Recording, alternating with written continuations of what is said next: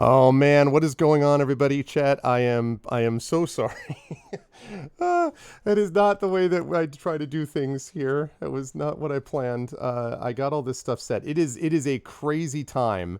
It is a crazy time right now in the Arv household. Let me tell you, and I will explain why as I get started here as we get moving on with some Neverwinter Nights to complete. Welcome everybody, welcome Arvanauts. Welcome to a Tuesday stream. It is 1:11 p.m., which is literally 35 minutes just about, or 25 minutes longer than I planned to get started. Because life is a thing. Life is a thing. Wouldn't you agree? Life is a thing for all of us. But welcome everybody. And before we get any further, just a couple of reminders about ways to support us here on the channel. If you haven't done so already, please make sure to follow us on the channel. Please check out our YouTube with !ArvTube. Right? What's up? Kids are asleep. Thank you all for being patient with me. Yes, exclamation. Hey, what's up, Dragon Spear? So, !ArvTube for the YouTube channel, !ArvCord for the Discord channel, where you can hang out with the Arvanauts in between streams. !ArvTweets is the Twitter, where I always try to tweet when I'm going live, except usually I do that and then don't miss my window by a half hour, but that, hey. Like I said, life. And then, of course, we've got the website for all of this, arvaneleron.com. On the financial side, !Arvtreon is the Patreon, which is very important and is the financial backbone of the channel. And you can get inspirations to support the channel, to support the players on the channel. And you can get different things individually, including an epic poem written about you. I've got one that I'm going to be, that I'm writing for Effect Life, which I should have done in the next couple of days.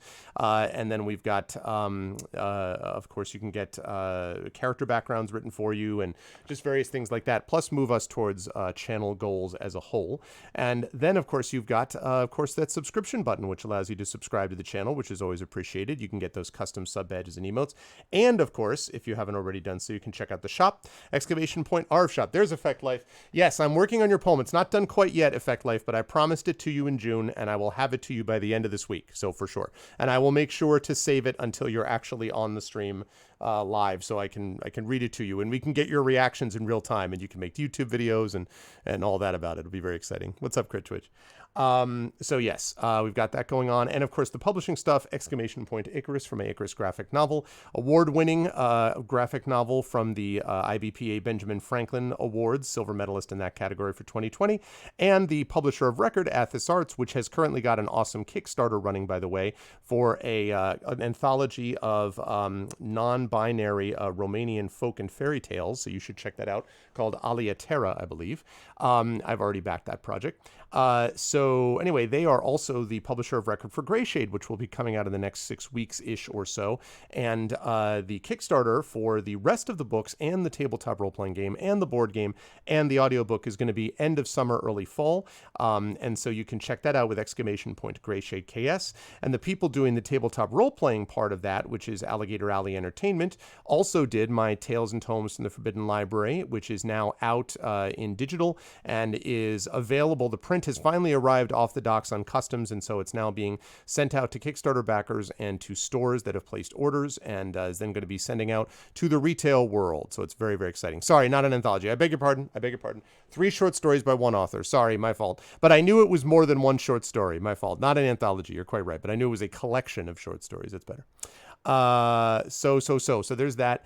And what was I talking about here? So anyway, yes, we've got Library if you want to know more about that. And as always, BLM, Black Lives Matter, very important to affirm and assert the significance and importance of Black lives. And Help Now, the World Health Organization page on suicide prevention, very important to reach out to others when you need help and to reach out to others when they need help as well. And with that said, I am not going to stay off screen. I am instead going to come right on the screen like this. What is going on, everyone? It's good to see you all again. My apologies for the for the time. What is time? What really is time? My apologies. What happened was, so it's a busy time, as I've mentioned, at our home. It is a busy time, and here's why it's a busy time, chat. So starting tomorrow, Wednesday, Thursday, Friday, we are getting ductless AC systems installed in our home. Now, why do we need this, you say? Well, we need this because I am currently sitting in the greatest office I've ever been in my life. As you all know, I love this space. I adore this space. I adore everything about it. But I'm here to tell you that when it gets over 90 degrees, and it did get over 90 degrees here in the last couple of days, when it gets to be 90 degrees, it is almost unfunctional here, like without other cooling methods. So what they used to do for that is that air conditioner, which you can see behind, is this massive unit that literally needs two people to lift it. Like, no joke. Like, or I guess Arnold Schwarzenegger in his prime. Like, the average adult American cannot be holding this air conditioner by themselves. So that thing would have to fit in my window, which is over here to my right. The problem with that is that if I fit the thing in the window over here to my right, A, I miss my view of the beautiful trees outside. B, it then is going to be the least efficient unit of all recorded time and also the loudest. So I would be speaking to you and I'd be like, welcome, and you'd be... It is like not happening. So I don't understand how the previous owners who lived here for over 30 years before we bought the place, I do not understand how every single summer they did this. But every single summer they put in all the rooms of this home individual air conditioning units. I have put in air conditioning units now into my daughter's room, into little Arv's room, and into another room where we had, basically it's this little small room that's kind of like a, I don't know, utility room basically, where we had a couple of musicians on Sunday. I'll talk about that in a minute. And I put air conditioners in both of those. And they work okay. But the idea of cooling every single room in your house with a separate window unit is not only daunting in terms of taking it in and putting it out, because you can't leave it there over the winter because the house is not going to, it's 200-year-old house. It's not good for the insulation. So you have to take it back out again. Not a chance. So we're getting ductless AC systems installed up here and in my mother-in-law's place. And I think we may end up now putting them in as well, because fortunately, past me, good job, past Arv, got a bigger compressor unit, I should say a more powerful one, so that I could hook up future ones in the future. I thought I was going to save a little money now. Instead, I decided I'm probably just going to get those all at the same time. It's a little more expensive up front, but it will save me a lot of money in the long run because it's way more energy efficient, and it will make it livable, like cool, like I can function and not melt. I don't think you want to see me melt on stream. It's not a pleasant. You don't want to see someone melt. That's not a good, you don't want that. So anyway, so that's happening tomorrow. So we've got that happening tomorrow. We just got our filter thing installed on our faucet, so we can now have filtered water again that isn't coming from a pure filter. Huzzah. So we've got that. And then we also have these things that we had to do to the outside. So there's all these tweaks for this amazing, beautiful house. And the people before us did a pretty good job taking care of it, but there were tweaks that we had to make. And one of the tweaks is the fact that they did not have young kids, and we do. One of them in particular, who just turned 5. Happy birthday to Mini Arv. He turned 5 on Sunday. And so, and besides, little Arv is 13 and a half, and, she would like to stay cool. So, it's just, we need to make some tweaks and adjustments to the way the place is. So all of that is coming to fruition at the same time. So I was down there talking with a guy about the air conditioning stuff. Simultaneous to that, I get a phone call from the guy at the body shop, which is fixing my car that I got, remember the incident with the deer? So they're almost done fixing it, but they're like, we have to get these 2 other parts and blah, blah, blah, blah. So I'm talking to him. At the same time, I'm dealing with this other guy. At the same time, I'm talking to my daughter's summer camp, which is confirming that she, in fact, has the vaccinations so that we can send her to camp. And like, okay, can you email me the copy of the vaccination proof and blah, blah, blah, blah, blah. So this is all happening at once, right? And literally all of this comes to a head. I'm like, okay, everything's reasonably quiet morning. And then it's like, I'm like, all right, here we go. 12:40, let's go. And then everything descends at once. So I'm up there just like blah, blah, blah, blah, blah. And then it's like 1:10. So my apologies, chat. The only thing I'll say is that at the end of all of this, we will have at the end of this week, we will have a cooler space in here. I cannot wait for it. I will not need to have the fan blowing at me full blast from that side of the room. We will have a cooler room for my mother-in-law, and probably it looks like we will have cool rooms for my son and my daughter, and that will resolve those issues. And then I can try to deal with getting the guest room cooled, and we'll worry about the next miracle next. But That's the plan. So we're all making our way and we're doing that thing, and so it's all happening. So yes, that is the deal. I'd be playing World of Goo IRL every day. Exactly. Oh yes, Nazi. Yes, melting Nazis and the guy in RoboCop. Yeah. You just don't like. You don't want that. You don't want that. So anyway, I did want to mention one other thing before we get underway, just in terms of schedule, which is for those of you who didn't see it, I wasn't able to announce this before, but on Sunday, the group that has played for ArvCon a few years ago, and the group that sometimes I feature their music on. In fact, after Kilobyte passed away, I actually played the video from them for the song Spirit Cold. Tall Heights, my favorite folk duo, this incredible group from Massachusetts, played in our backyard. They are doing a backyard tour, and so they basically, because of the COVID situation, so they selected a couple of these backyards across all the way into like the Midwest and down south and everything. And so we were one of the ones that was selected for Connecticut. And so they actually came and played on Sunday, and it was an incredible experience. If you have a chance to check out on my Discord, I posted a couple things in the music section of the server, and I'll probably post some other things as we went on. First of all, they were really, really nice guys. Tim's aunt is dealing with metastatic cancer, breast cancer, and so he and I have talked about this before. It's one of the reasons they were willing to support Damon Runyon in previous years. But they're a big deal. They had a deal with Sony and the whole bit, and they were just so good. So good. Like, it was 90 plus degrees where we were, but they were playing on our porch. It's all really shaded in the yard. And so people were out there. We had 50 people out there sitting on chairs that they brought, lawn chairs, and watching.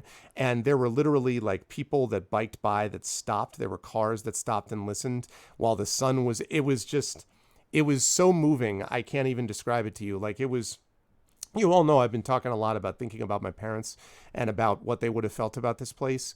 And my parents, especially my mother, loved live music, and she would have loved this. And so I like to think of the idea that somewhere they were watching and enjoying it as much as I was. It was just so special. It was incredible. It was really incredible. And I was so blessed to be able to do it.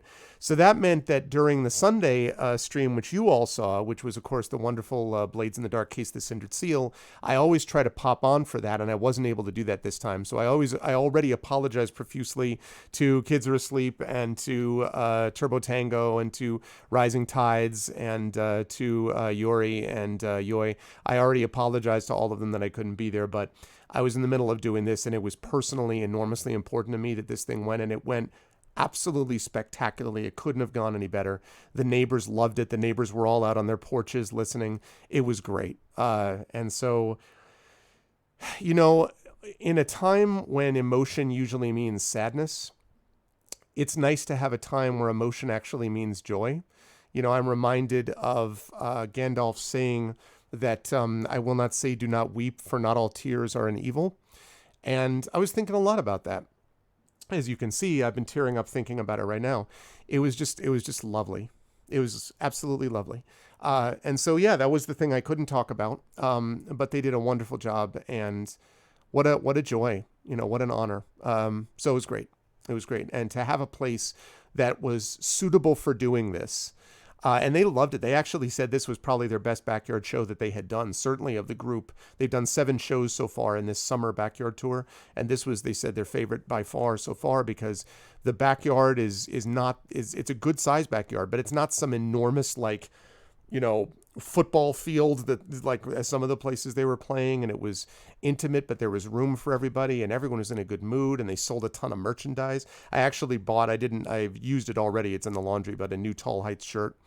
And my son, of course, turned 5 the exact same day. So they sang him happy birthday. And that was really cool. Everybody sang happy birthday, and Mini Arv literally ran off and then he came back. And then later on, he was talking to them when they were packing up, and he's like, I really liked your singing. And they said, thank you. And he's like, yeah, when everyone was singing happy birthday to me, I was kind of shy. And they thought that was really funny. And then he was like, some of your songs were sad. And they're like, yeah, some of our songs are sad, but some of them are really happy, but they sound sad. It's about all the emotions. He's like, yeah, I heard all of it. It's just so funny. He was so great, and he was just like, then when they were packing up, he was doing the whole, he's into the raise your hand if you're like, because they're doing that at school obviously, so he's all this stuff about like, raise your hand if you play music, raise your hand if you are, and then he was asking how old they were and how tall they were. So they're 6 feet tall. He's like, raise your hand if you're 6 feet tall, raise your hand and like, so he was doing it, and I was like, all right honey, let's not do, let's not bother. And they're like, no, it's great, because they both have young kids. It was really sweet. It was really sweet. And so it was lovely. It was just a lovely experience. It was just a joy to do it. So, and I told them if they do it again, I would love to have them back. But I was sworn to secrecy. We are not allowed to publicize it ahead of time, because the whole idea is they sell tickets and you can let your like local neighbors know, but you're not supposed to spread it around, because they don't want to like broadcast someone's direct address to everybody on the internet, right? But it was absolutely great. And the other thing that was great was about it, it confirmed how much I love my neighborhood, because everyone was just like, this is great. We love this. This music is awesome. Please have them come again. And up and down our neighborhood, where you have tons and tons of Black Lives Matter flags, pride flags, peace flags, hate is not welcome here, sign, like the whole 9 yards, right? It's got an artist community, a musician community here, and obviously a block from the ocean. And just having the experience of having all those people come out, our neighbors who were also Boston Red Sox fans actually came out and brought out they have a little bench outside their house. So they brought the bench over and put it and like looked right over the bush where we have, and they were like, it was great. And that was really, really inspiring to me, because we actually that house has hosted a musical event in the past, and you better believe we're going to do it again. And so it was just so nice. Nobody came over as like, hey, what's going on with this noise? They were just like, this is amazing. Who is this group? Let me go get some merchandise. Wow, this is beautiful. So it was just, again, just joy. It just joy. It was lovely. And hey, Blackberry, thank you, Blackberry boy, Blackberry Berry. Yeah, he's amazing. 5 years old, going into kindergarten in the fall. And you believe that? He's going into kindergarten. My son, the 5-year-old, Mini Arv, is going into kindergarten, and my daughter's going into 8th grade. My daughter is a year away from high school. That is insane. I just want to be clear how nuts that is. That is ridiculous. Like, hold them back. Yeah, kindergarten's too soon. Anyway, so it was lovely. And man, if you ever get the chance, if any of you have not, if you get the chance to see not only live music, but to see it in a smaller venue, an intimate venue. And that was the other thing they said too, was I told them the story about how glad I was that they had picked it. And I didn't want to come off like I didn't want to make this into a therapy session for me. But I think it was Tim actually said, like Paul said it was an honor to play here. And Tim said, the thing about it is that like getting a chance to process this with you is so special to us. And he said, it's not. And I said, well, I'm not trying. He's like, no, not just for you. He's like, I'm actually talking for him, because he's obviously struggling because of what's happening with his aunt. And he was just like, it was just, and the weather was great. And there were no motorcycles that rumbled by, which sometimes happens near our place. And there was no music blasting. It was just 90 minutes of bliss. It was great. So I wish you all that joy. If you get a chance to see live music, and if you get a chance to see Tall Heights, they are so good. And they have a new album coming out, which I'm not allowed to tell the name of. But they have a new album coming out, and they played a couple songs off it, and it is legit. They are so freaking good. They are worth seeing in any venue. The Backyard Tour is still going on. So if you get a chance and they are in the area for you, I would highly recommend it. In fact, I think... I won't out anybody's location here directly, but I want to just check something here quickly. They are also playing in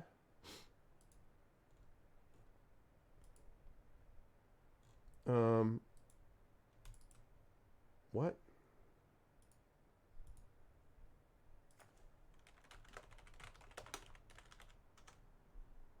Let's see. Okay. Yeah, they are playing. We are actually the last show that they're playing before they literally get in their van and they're going to be away from families for a while. So they are playing, well, they had one that they had to reschedule. So I guess they are doing one in West Newbury, Massachusetts. But then June 24th, they're playing South Park, Pennsylvania.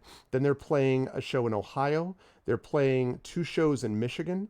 They're playing a show in Illinois. They're playing a show in St. Paul in Minnesota, which I think is, some of these are already sold out, actually. They're playing a show in St. Paul, Minnesota. They're playing shows in Illinois. The 2 shows in Wisconsin are already sold out. They're playing a show in Missouri. The show in Indiana and all the Ohio shows are sold out. They're playing a show in Nashville in August. They're playing a show in Sugar Hill, which is funny because we were joking with them that like going to play a show in August in Georgia outdoors is brave stuff. And then they're playing in North Carolina in August. If you get a chance to see one of these, especially in a backyard show where it really sort of highlights what's best about these guys, the harmonies, the quality of their work, I cannot recommend them highly enough. So live music, yes. Go see these people, though. They are really good. And it is an inspiring experience. It really is. I came out of the other side of it feeling tired in a good way and feeling at the same time very energized, as I have felt throughout much of this year, actually. Emotional, but energized, and joy, a lot of joy.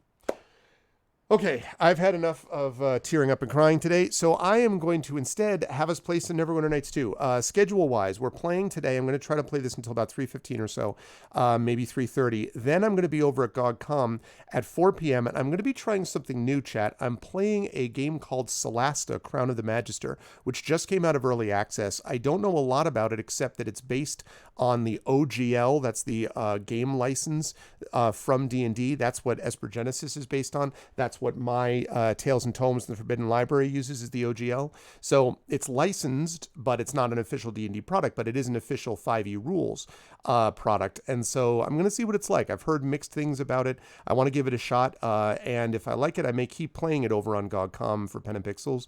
If I don't, I'm just going to keep going with Neverwinter Nights 2. But we were supposed to be doing Gamebook Illustration today. We couldn't because of schedule conflicts with Terry. So instead, we're doing Neverwinter Nights 2 complete today. Then, as I said, we're doing Solasta over on GOG.com. Then tomorrow we are off. Thursday we're off. Friday we are back with, I believe, Esper Genesis. He said, I think it's Esper Genesis is what we're back with. Yes, Esper Genesis. And then on Saturday, you're not going to want to miss this, chat. Saturday is the premiere of D&D with Infinity and Beyond, Eberron, Oracle of War.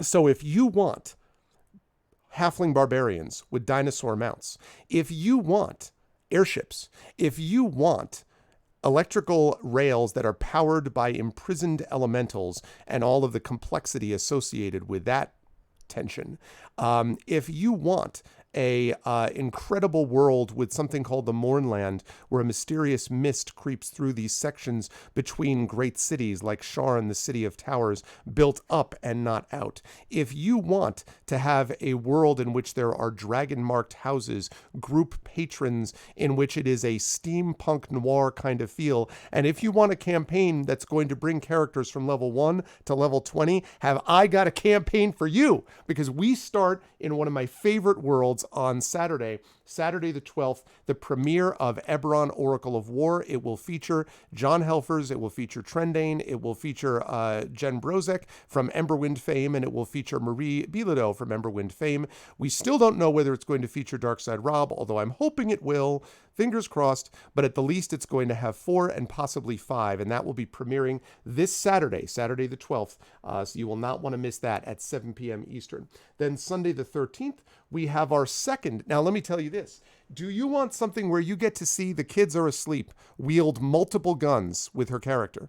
Are you looking for a campaign in which these strange group of people who call themselves the Strange Friends are brought together within the world of Duskwall? Are you looking for a campaign run by an award-winning, badass, amazing Trinidad-located poet and game master and game designer? Do you want something where one co-host of Speculate, that one, is joined by another co-host of Speculate, Michael Underwood, to join Yuri Kisano and Yoi Gawain Lin and the aforementioned The Kids Are Asleep? If you want that, then you're going to be here on Sunday, because Sunday at 7 p.m. Eastern, we are continuing with Blades in the Dark, Case of the Cindered Seal. And this time, although I do have my son's birthday party that has been delayed a week because of the concert that I just talked about, I am, however, going to make sure that I stop in for parts of this. So you're definitely going to want to be there for that. So we got a hell of a week ahead for you. This Solasta coming up. Friday, we've got Esper Genesis. Saturday, we have the premiere of Eberron, Oracle of War. And Sunday, we have the second consecutive Speculate Twitch joint event of Blades in the Dark, Case of the Cindered Seal. I'm going to keep selling it, Al Madden. I'm going to keep selling it.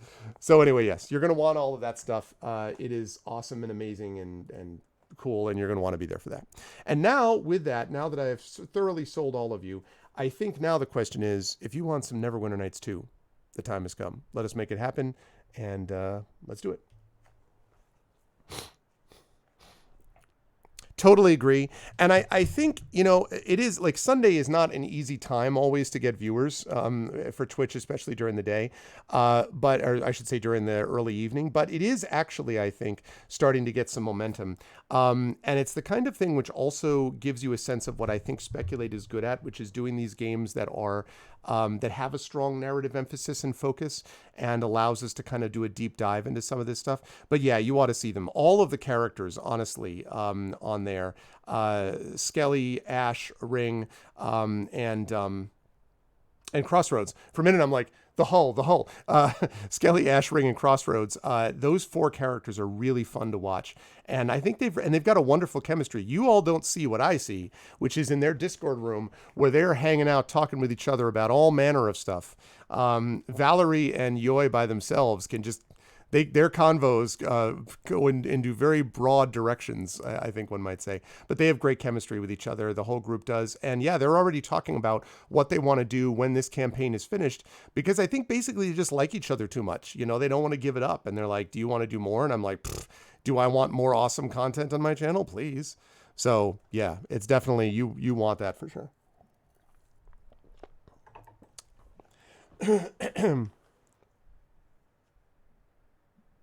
Oh, yeah, for sure. No, completely. I'm totally made of meat. This is, that is Hom 3. Yeah, I love Here's My Magic. That is Lord of the Rings Online, which I may be playing some more of down the line. We will see. And I got some SnowRunner on there, which is great. Some PlayerUnknown Battlegrounds. Yes, I do play it once in a while. Mass Effect Legendary Edition. I've been playing some of that a little bit off stream. Ender All Forgotten Stories. I may play some more of that. I did play a little bit of Heretic. Sometimes you just want to shoot. Sometimes you just want to shoot some bad guys. You know what I'm saying? Sometimes you just want to slash up some bad guys in a video game context. And of course, this game, Neverwinter Nights. So let's do it.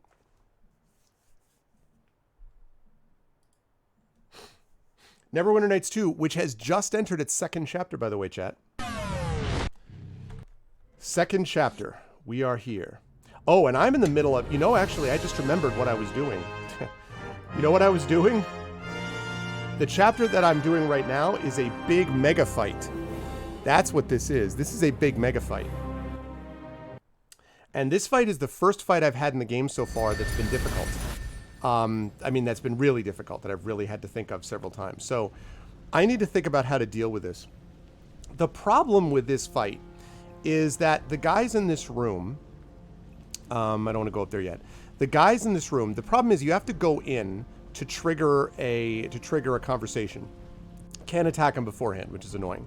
So you have to go in to trigger a conversation. Once you're there, then all of these dudes in here, who you can't see because I can't push it forward too much, all of these dudes start basically just blasting you with all kinds of area effect spells. And the worst one is the mass blindness deafness spell, which they lay down and it basically stuns a ton of my people.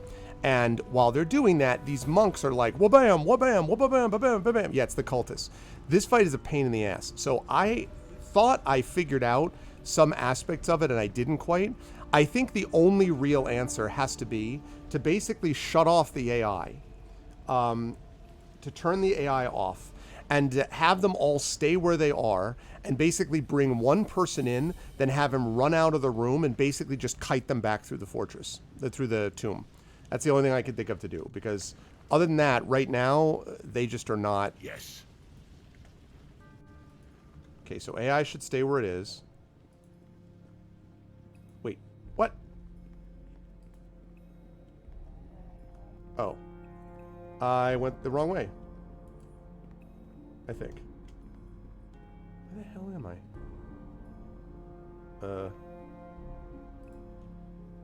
What?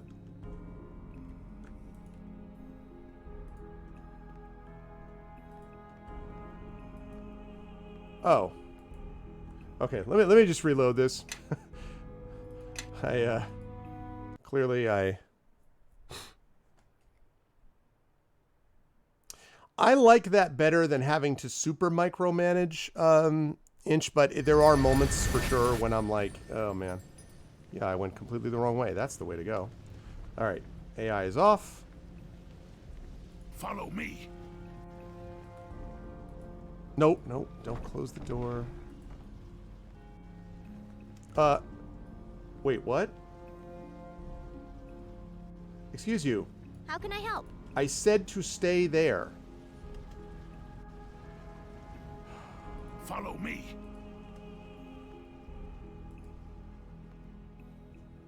All right, release. Continue, continue. Why are you coming in here? Okay, I don't understand. I want none of them. I don't want any of you here. I want you all back. Everybody fall back. I don't want anyone in this room. Why are you all here?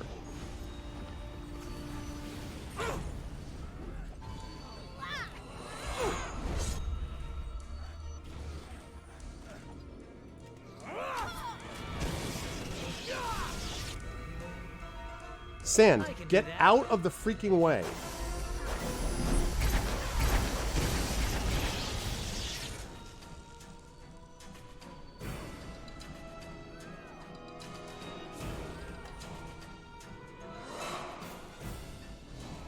Who is up there? I can do that. My tears right, Botic.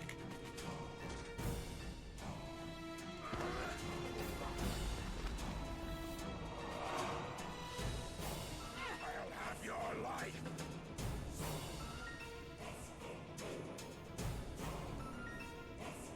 Also, the camera is really doing great work here.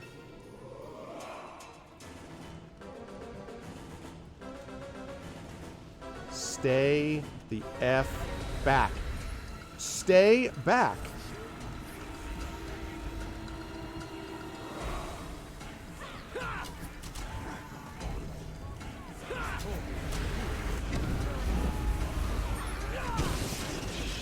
Yay! Let's attack. Whisker Shadow.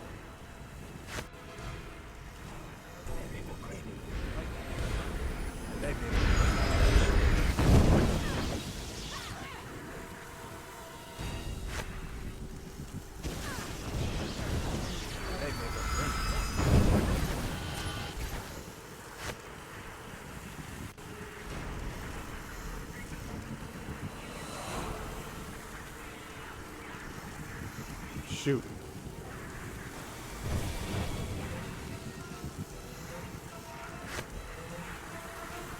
Hello, Arvel.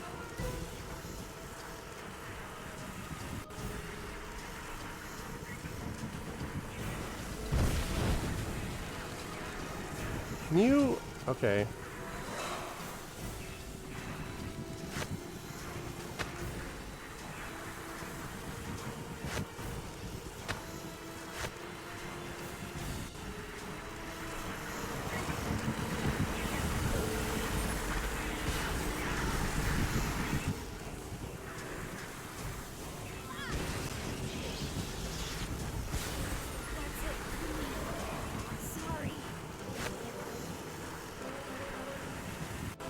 Can't see him because he's invisible.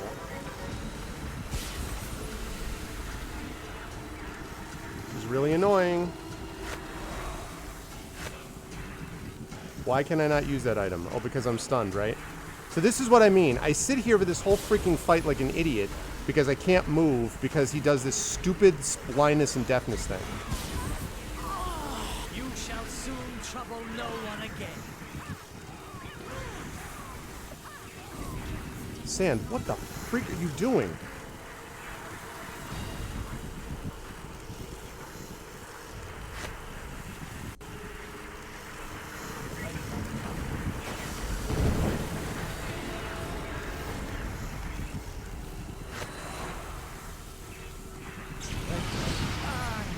trail seems to have fizzled.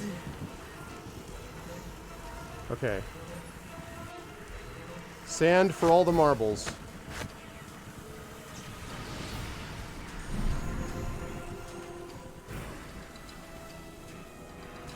Okay.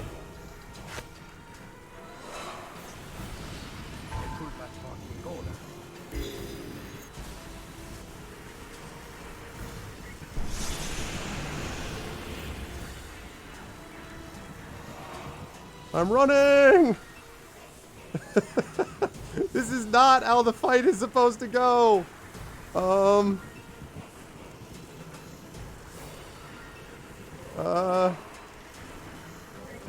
I have anything else to help?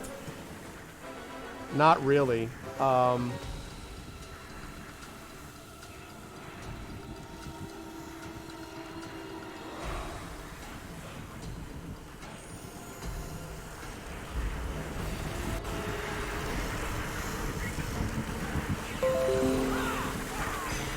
Umber Hulk time! Sandverse! Yes! Sandverse! Umber Hulk! Sand with the polymorph! Keep it up! Come on, Umber Hulk! Polymorph self to the rescue!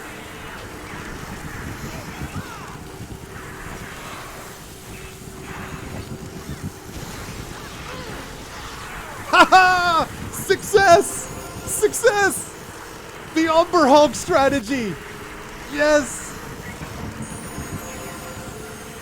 The Umber Hulk strategy!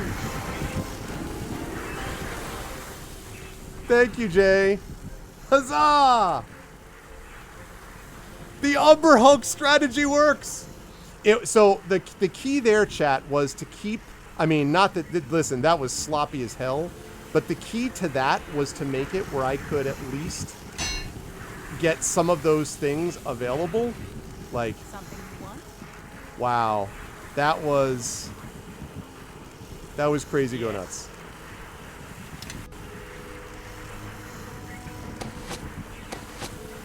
Woo! Umber Hulk spec. That was awesome. Look at that Umber Hulk too. How badass does he look? Look at that. Wow, that's... Enjoy your dreams tonight, chat.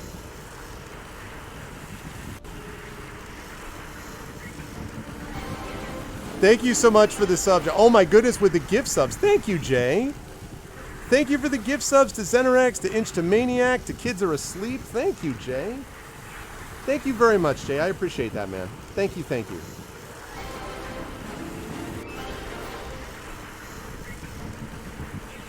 Yes. Alright, I gotta find what all this stuff is, too. Everybody, follow me! Thank you very, very much, Jay. I appreciate that, dude. Listening, really. And I've got to find out... I don't know who just... I am listening. Where's all this stuff that I just got? Book of Fortification. I need to find what the heck this thing is. Thank you so much again, Jay, for that. Thank you, thank you. Dude, I'm so happy with that. I'm so happy that we were able to do it. Yes. It occurred to me that at a certain point I was like, okay, I don't see how any of this is going to work. And then all of a sudden I realized that, like, if I could just stay away from him for long enough, then maybe my guys would have a chance to actually return. Did I not pick it up? Follow me and quickly.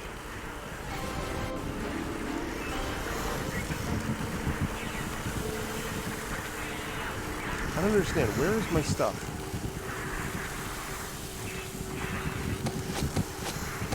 I know it said that I picked it up somewhere. Yeah, I don't. Also, thank you, Trent, for the resub, man. Good to see you, dude. Hello, Trent. Thank you so much. What? Yes. Who has got my stuff? Really? Who took my stuff? Where is my stuff? I concur. Do you have it? Can I dismiss? Can I... Alright, we just rest.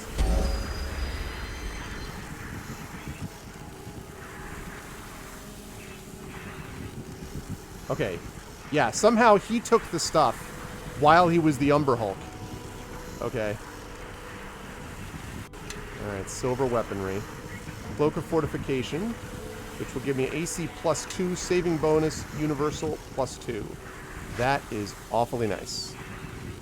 Who moved my cheese? Alright, and that's more like crafting stuff that I don't care about. I also don't know what the heck that sound is that's making all that noise, but it's really annoying.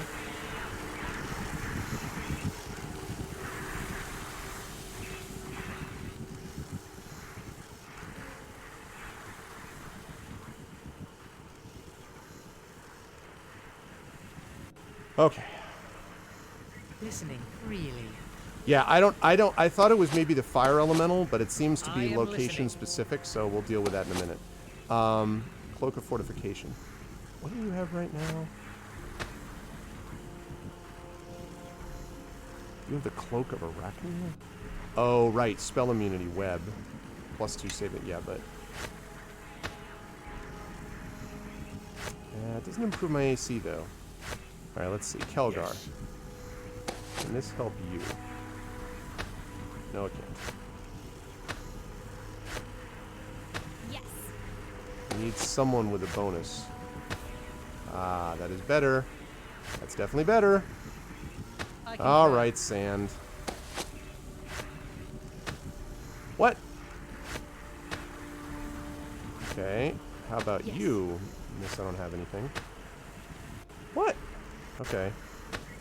Alright, well, that's fine then. We'll sell that. Yes. Okay. Now, we're going to quick save this. We're going to move out of this area, and we're going to go back and see what the hell we just found. I am so excited that worked. We're going to call that the Umber Hulk protocol. Why are you... Oh, you're cursed? Uh-oh. That's not good. Why are you cursed? Yes. Oh my gosh, you are cursed. Okay, can I lesser restoration that? Yes. I know I have a lesser restoration potion. Yeah. Why don't I give that to you? How can I help?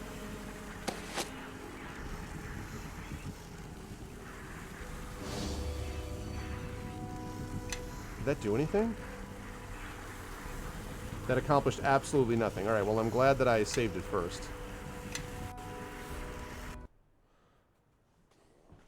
Man, I gotta see about who's got to remove curse. I know I have removed curse stuff in my party somewhere, I think, but... Alright, good. No more crazy sound. So, I have got to... How can I help? Yeah, she's been cursed. Okay, I gotta remove this curse. I concur. Why are you... Okay. Can I... I am listening. I think it is time everyone marched That's behind bestow me, curse. your new glorious leader. Do I have remove curse?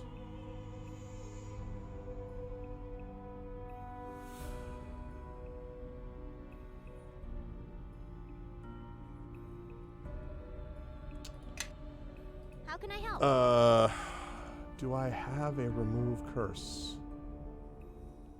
Lesser restoration didn't do it.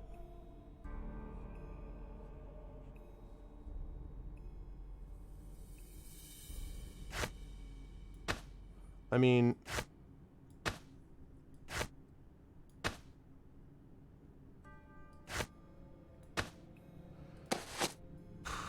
Alright, I'm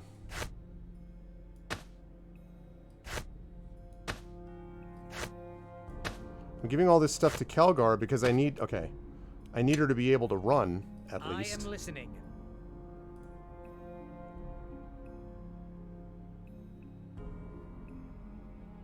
Okay. Whew, alright. Alright,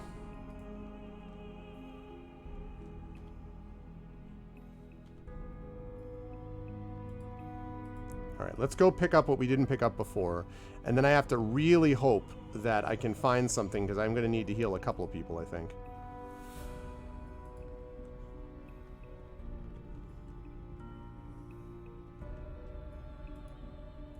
I think this is a big battle that I fought before.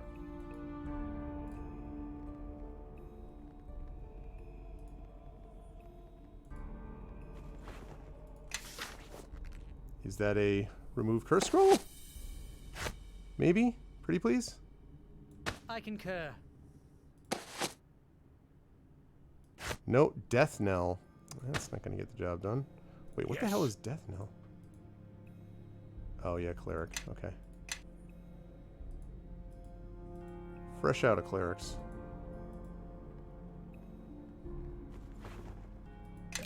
Cure disease. That's nice, but I don't think we have disease on anybody. Really?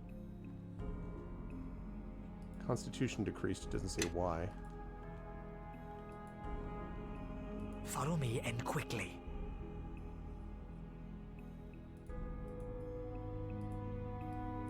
All right, let's go.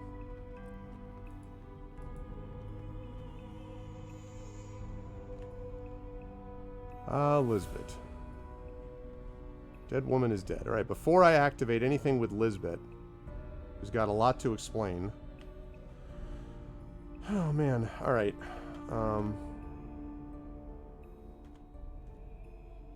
This was just a little side quest, too. I was just walking by, and all of a sudden, like, all hell broke loose. All right. Okay, Lisbeth. Keep away from me. He isn't dead. I could bring him back. Are you kidding me?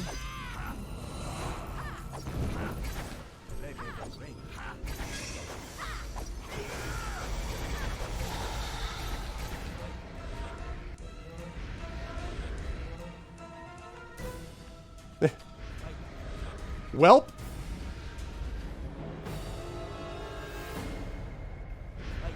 I guess that takes care of that. All right, easy, Sand. Easy. Look at Sand. What's up, Rising Tides?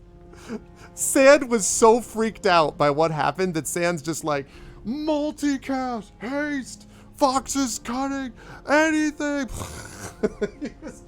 I was like, the Somer, what is it, the Simpson gif, right? We're just like, stop, he's already dead. Oh my god. Well, she didn't return home willingly, all right.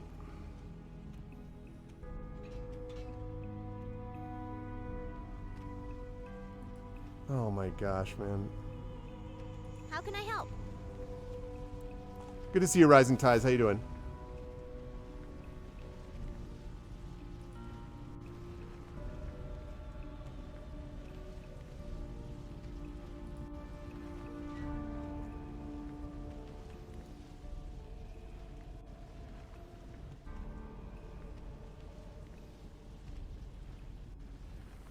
Let's disable the trap first.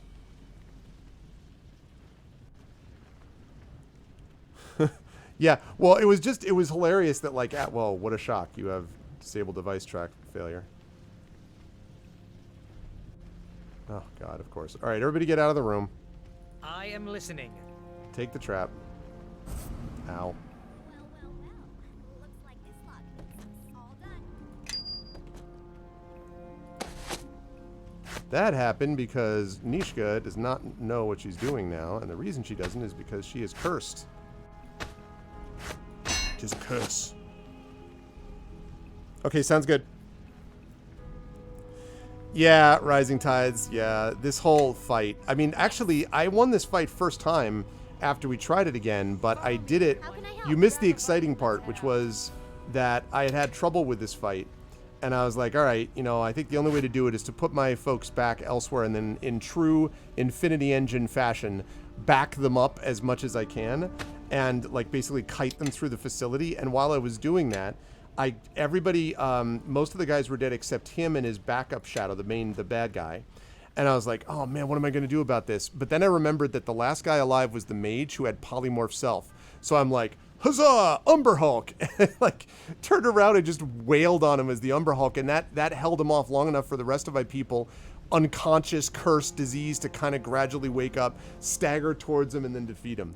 So it's the Umber Hulk protocol or something, like the Umber Hulk directive. There has to be some cool term for it. Okay, Courage. I am listening. All right, let's see what we got. Arvel's journal. All right, let's see what Arvel's journal says. You misspelled Arvin, my dude. That was your first problem.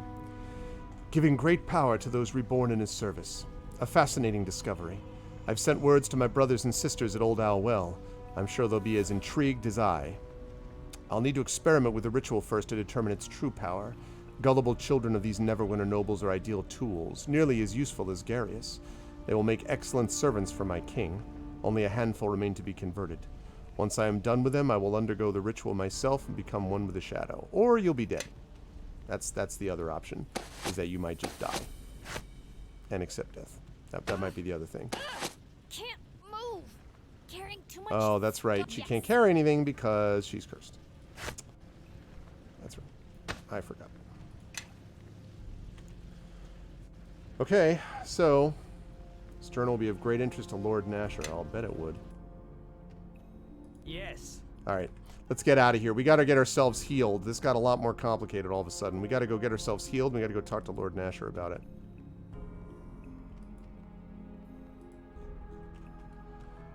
Another day, another wiping out a bunch of cultists. What? Ah! What the frick?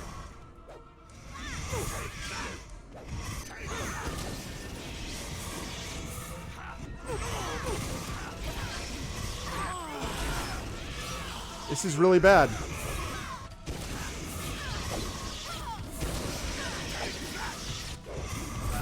Why do we have 1,000,000 greater shadows?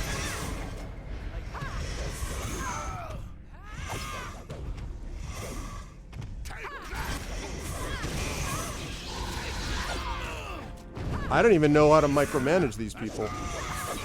My tears.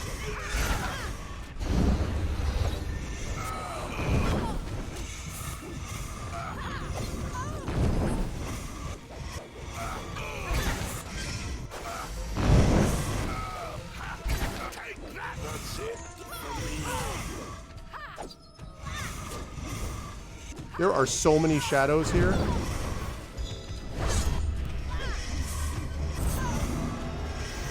Give me a. I don't even know what to do with this. Because this game loves undead. Stand any longer.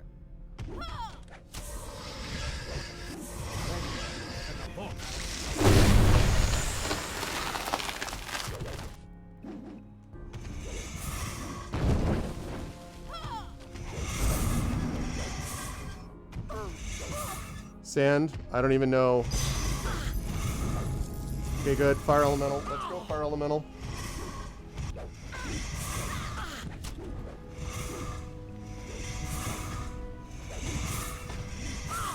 I suppose. That's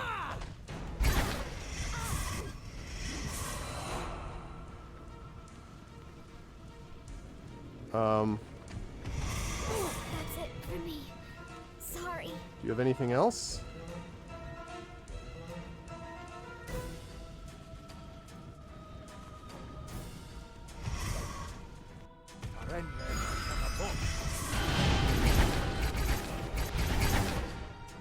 Okay,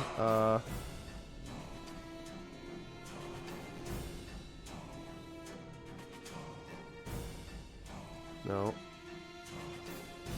Looks like it's you and me again, Sand. Okay, I was not expecting to see a ton of these things here.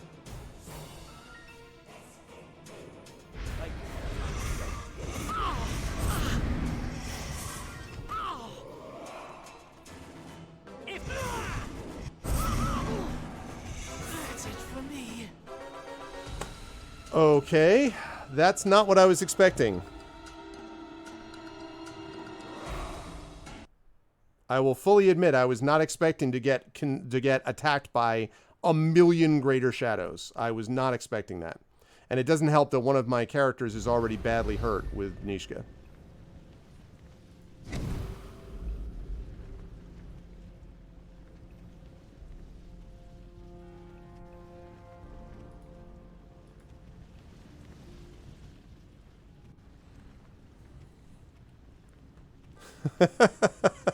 Exactly.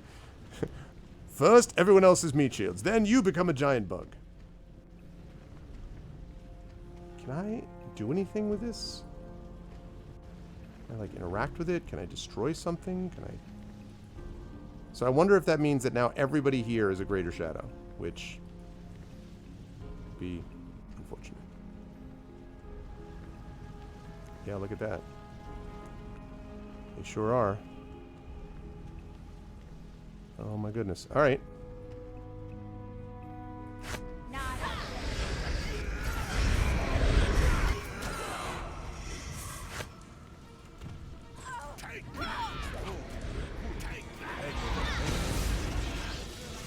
Okay.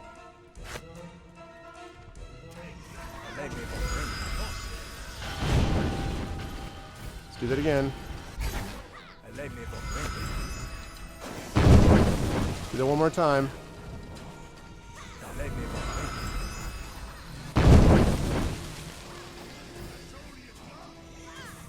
Okay.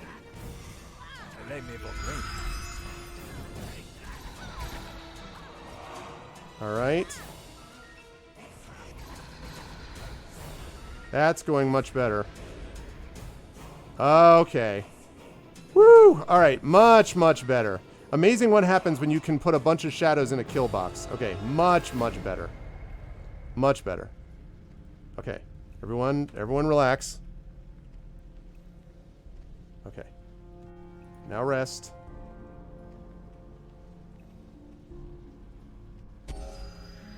Okay. So that means that that explains also why they were keeping all the bodies there, because they were like, guess what? These are going to be all the things you get to fight a second time when you have a shadow with you. All right. So, which is actually, it's not a big deal because now that I know about this, I could always pull them back into this section. The problem was I didn't expect any attacks this way, so like, there will be more bodies over. Yep.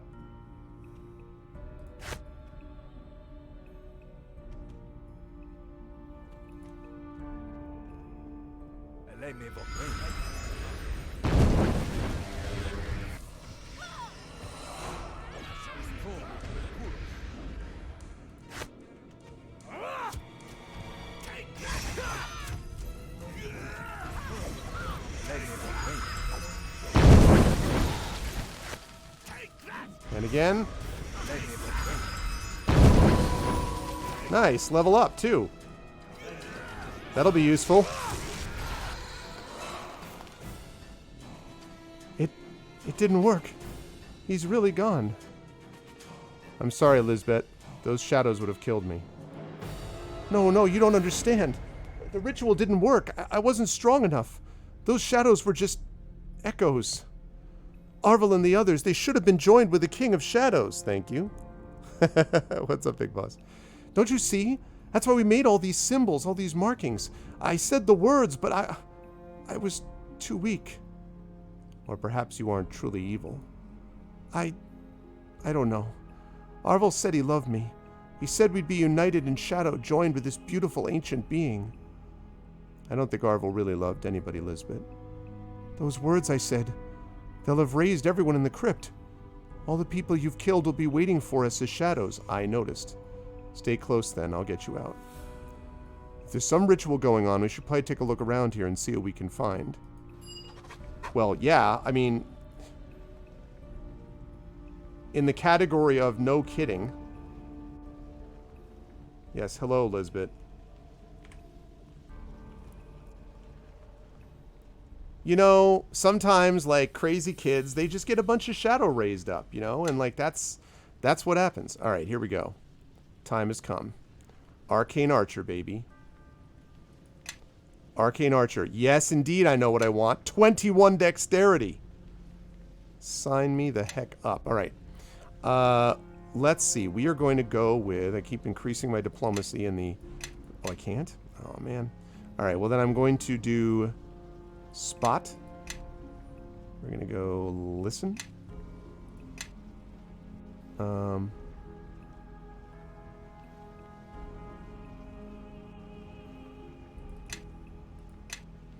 Spot and listen. Arvani Archer. That's right. Okay. I'm always so tempted to get this, a dinosaur companion. But, like, why? Although, because I don't think what that does is, I don't think it gives you an additional one, right? It just changes out your bear for a dinosaur companion. Because if it got me an additional companion, so I had a dinosaur and a bear, that would be pretty awesome. It replaces it, yeah. I mean, so, never mind. All right, let's see. Expert Tactician. You and your allies get a +2 circumstance bonus. All right. Dodge could be very useful. That's actually... So dodge is very possible. That would have been nice. Feat grants the ability to fight well even if blinded or against invisible creatures. That's actually could be very useful. Improved critical. I think I already have improved critical with longbow. Yeah, I already have improved critical, so... Improved initiative, improved rapid shot. Let's see. Leadership many shot. First shot and an arrow. I already have weapon focus and longbow, don't I? Yeah. Zen archery. Wisdom guides it. No. My dexterity is high. Yeah, I'm very seriously thinking about doing blind fight for this one.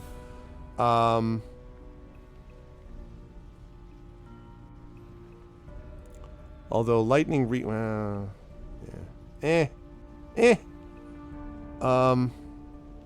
I think blind fight may be what I end up going with.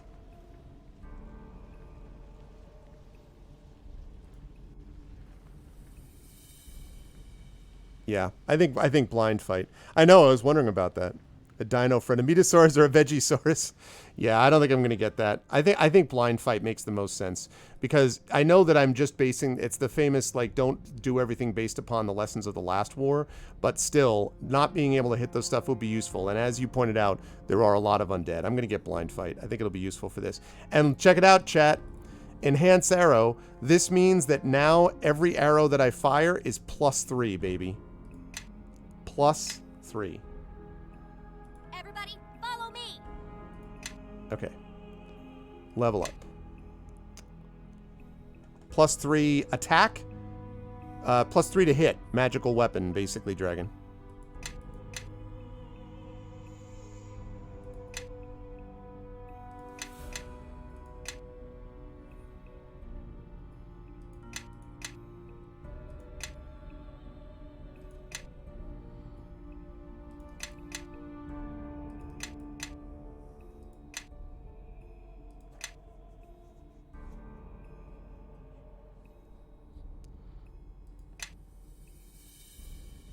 No, but it's but everyone that is a +3. No. Follow me and quickly. It's +3 to hit. Where's your class feature?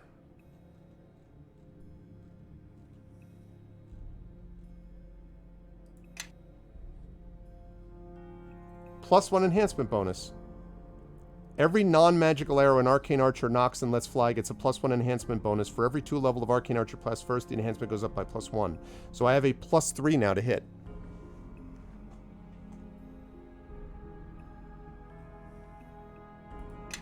I mean, it might be +3 to hit and damage, actually.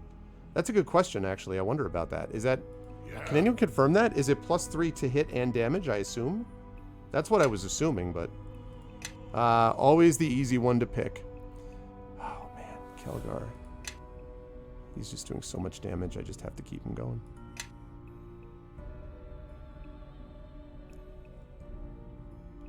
Character sheet says? It means attack and damage, right, Karth? That's what I thought.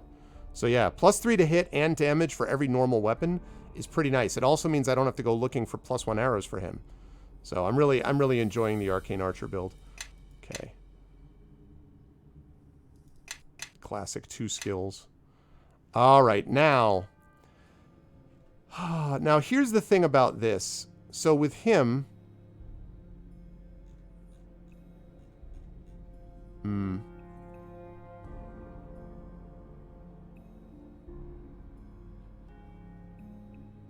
yeah, I already have improved critical. I could get a greater weapon focus, which is another +1 to hit. So the question is, do I get blind fight or do I get greater weapon focus for him? Because Kelgar does a lot of damage for me, and he is essentially my only tank. So I need something... Blind fight would have been helpful, although I thought he was hitting the shadows okay anyway. So I'm tempted to do greater weapon focus and then do blind fight for him next. I don't know. Any thoughts? Thank you, Sparkly. Yeah, I figured it was that. Any thoughts, chat? It's between blind fight, which is what I just got for Arvin, and for greater weapon focus, because the greater weapon focus with that, with the additional +1 to hit, is pretty sweet because it stacks with everything else.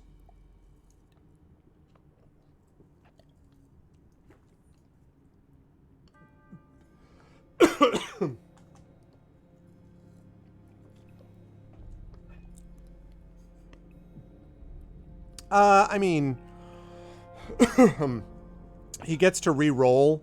The invisible creatures get no bonus to hit the character in melee, so I guess so.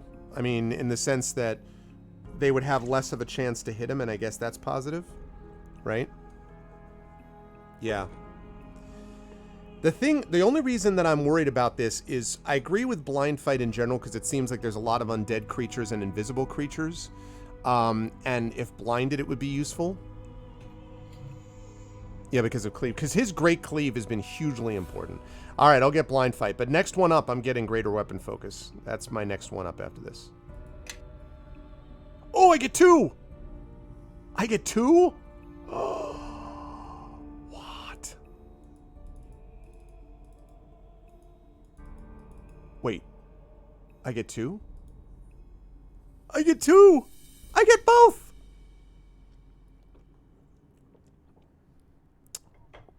Cue the gif of the little girl being like, why not both? All right. Everybody wins. Okay. I think it is time everyone marched behind me, your new glorious leader. All right, wizard. Okay. Guess what you're using? Welcome to 20 intelligence. All right. Oh, God. Concentration. Yes, I do want you to be maxed out on concentration.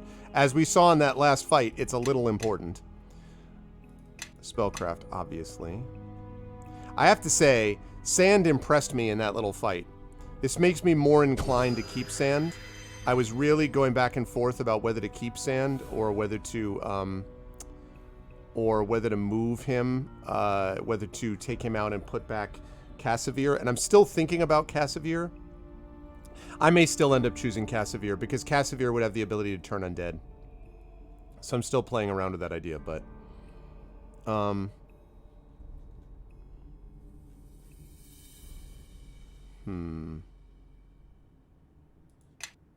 Oh, a bit of an ego.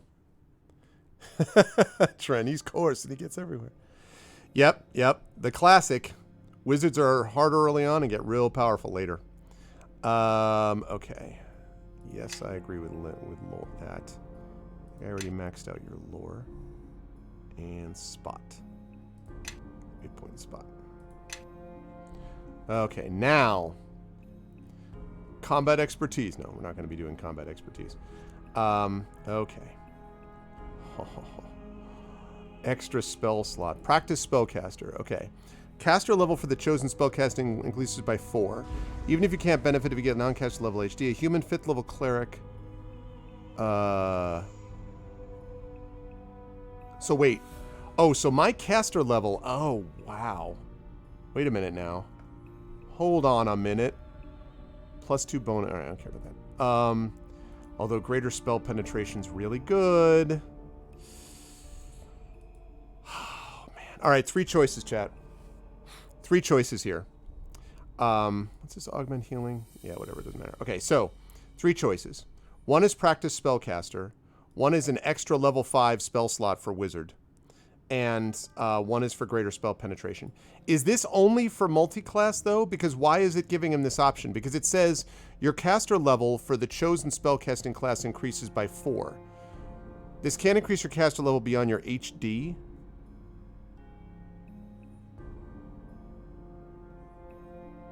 Oh.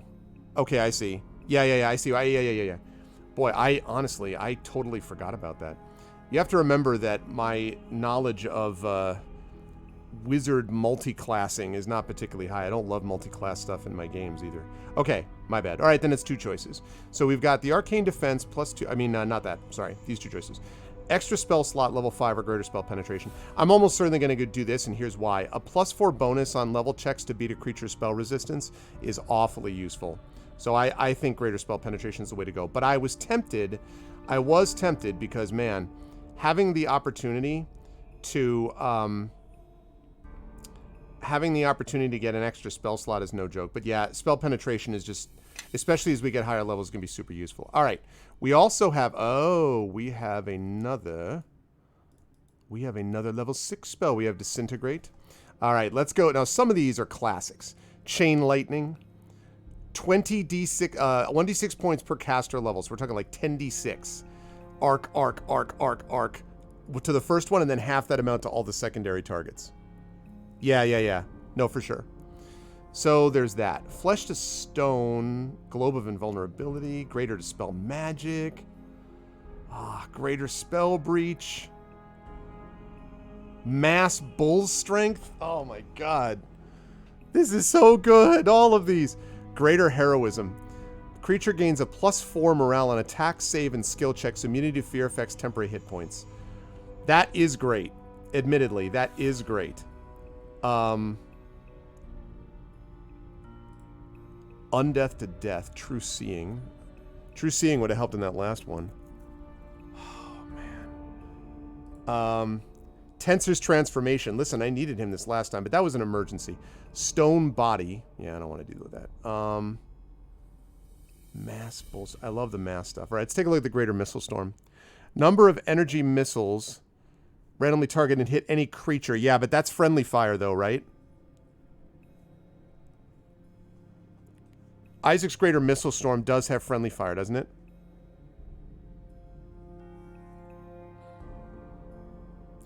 Some of these are, most of them are 1 level deep, Big Boss. There are a few that aren't. Missiles are enemy only.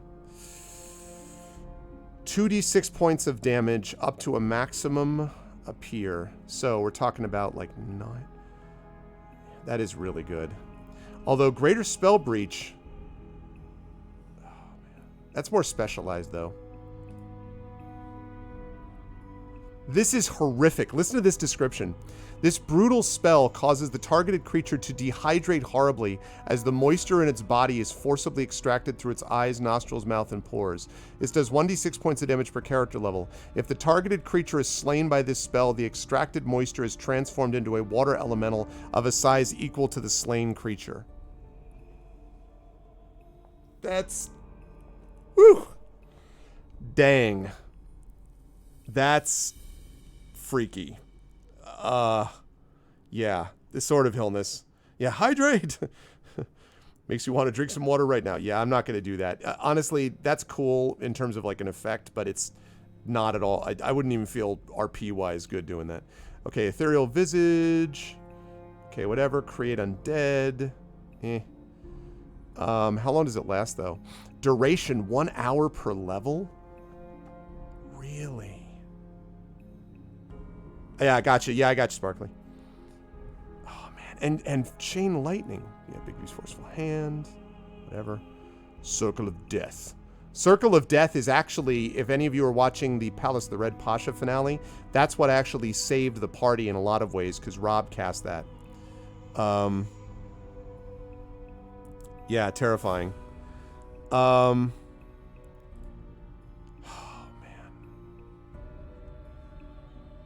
Yeah, you know, I think it's Create Undead. Globe of Invulnerability also is really good.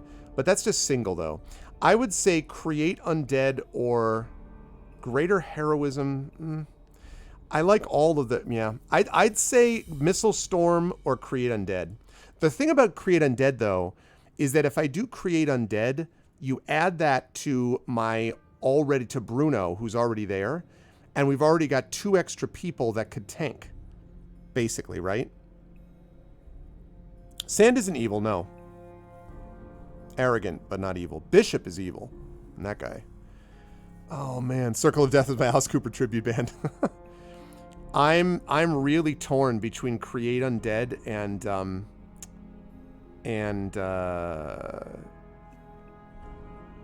Missile Storm. It's either Missile Storm or Greater Undead.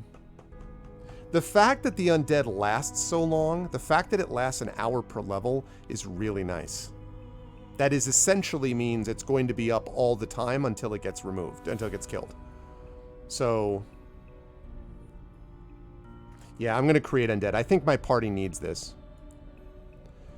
Oh, we have 2? We have 2. Chat, again. Why not both? I keep doing that. I keep being like, how about these 2? And the game's like, why don't you take both on me? All right, thanks. Thanks, Mr. Game.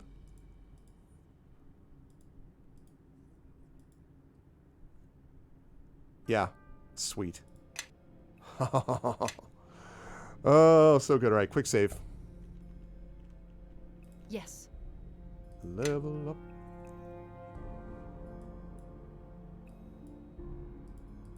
Dramatically posed. Okay. Yes, fighter. I need you to do a little more damage. Oh, craft weapon. Why is that your highest? All right. Yes, for sure, parry. I forgot that she's also also a tank, technically.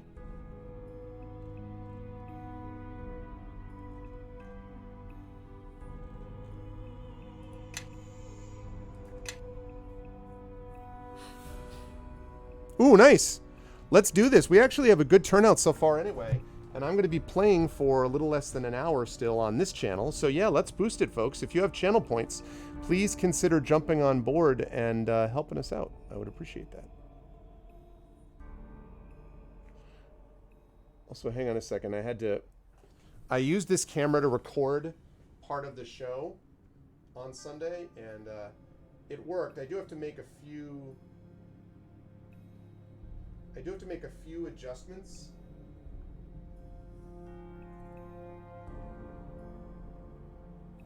Okay. I do have to make a few adjustments still, but it works. It's nice. It's a nice camera. Really pleased with it. Okay. Just go like that. Lovely. Okay. Wow. That was quick. Here we go. Hey, what's up, Live Suing? Hey, we did it already? Yay! The boost is loose. Good job, everybody. Dang, we got that, yeah, I'll think about that, Sparkly. That's a good idea. We got that really fast. Welcome, everyone. Wow. Good day today. Good turnout, everybody, despite the fact that I made you wait here for like a half hour at the beginning because I was dealing with air conditioning issues. But welcome, everyone. Okay, now, I'm not going to hit power critical short sword. Get the hell out of here. You're not even using a short sword. You're using a long sword.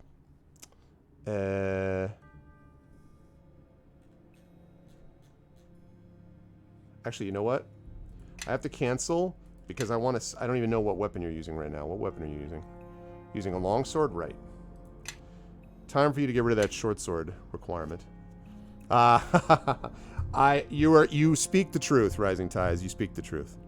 Hey, as I said again, I really appreciated Rising Tides, what you had to say about my not being able to be there this past Sunday because of the concert.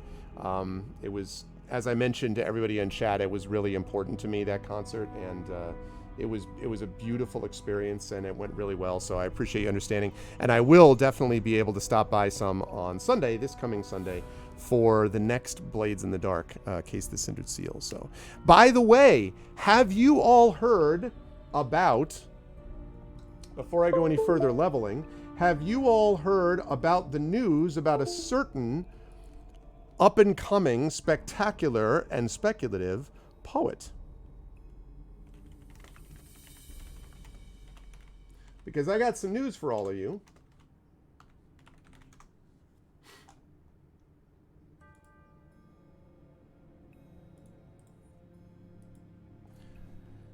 Cthulhu meets... Are you kidding me? Someone is calling my phone. Who is calling my phone? I have no idea who you are. Please never call me again. Cthulhu meets hip-hop in his book of horror poems that flips the eldritch genre upside down. Lovecraftian-inspired nightmares are reversed as O'Brien, who's that guy, asks readers to see blackness as radically significant.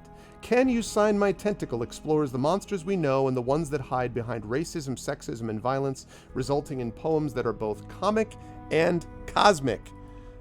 Ladies and gentlemen, go check that out, because that is the new book that is coming from Brandon O'Brien, who is our good friend, well-beloved on this channel, and you should check out his stuff because it's going to be awesome. So you want to check that out because that's coming from a guy. In me, I don't like Cthulhu stuff myself much at all. I don't like cosmic horror, but I do like Brandon, and I love Brandon's poetry. There are two people that I think of in the same breath when I think of Brandon, and that's Brandon, and then my friend Brian Talwara, who's a Laotian American poet who writes speculative fiction poetry.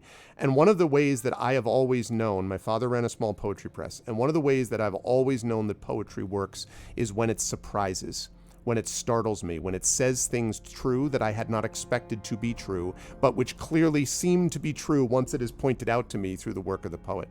Some of my favorite poems do things like this, and having the opportunity to do something like that and see some of that in this work is always very powerful to me. So definitely you want to check this stuff out. It's Brandon is good stuff. And also is awesome. I mean, like, that's obvious, but like I shouldn't have to say that. Everything should be started with Brandon's awesome, therefore, you know. So yes, you should check that out. An H.P. Lovecraft poem to a Billy Joel tune. Also, I noticed that some people asked me some questions. Thank you again for the boosting. We hit, every time the channel boost is made available, we always hit it. That's the fastest I think we've ever hit it. Thank you all to those who do this, and that really does make a difference. I just want us to keep putting us out there. Our channel deserves to be partnered. We think we do important work. We do good stuff for the community. We do valuable stuff for the community. And I'm not talking about me. I'm talking about the people on the channel, like Brandon, like Mike Underwood, like Shadowed Mage and the wonderful Shadow crew, like the folks that we're doing Emberwind, like all of the people that we have on here. We have a wonderful community, and we deserve to be partnered. And I want Twitch to see that through the effect of something like this. So thank you all for doing that and being the best part of the community that exists. The best community on Twitch, I think, the best viewers on Twitch. Okay. Learn from mistakes on Kingmaker for Wrath of the Righteous. That's a good question, Hilness. I don't know. I imagine they will, because they did respond pretty well to problems before. My questions with the Pathfinder things are structural, which is, one, is Pathfinder an interesting enough universe to sustain, you know, a long form type of RPG? And two, without the king-making business? And two, can you make an RPG that doesn't involve king-making? Because frankly, that stuff just left me cold. I don't want to do a kingdom sim. Or if I want to do a kingdom sim, I don't want to do that in an RPG. Like, I'm doing an RPG. So, you know, it would be like playing this game but constantly having to run back to like manage my mansions in Neverwinter. Like, I don't, that's just not my bag. So, okay. Okay, good. So, what are you saying uh-oh for? And again, and I want to point out that that is honestly not a knock. What is going on with my camera today? That is not a knock on, that's not a knock in any way on Pathfinder, like on the Kingmaker game. I think a lot of people did like it. I played a lot of it, and yeah, I don't know why it's doing that. I think part of the reason is because of this stupid thing. Is part of the reason why. Okay.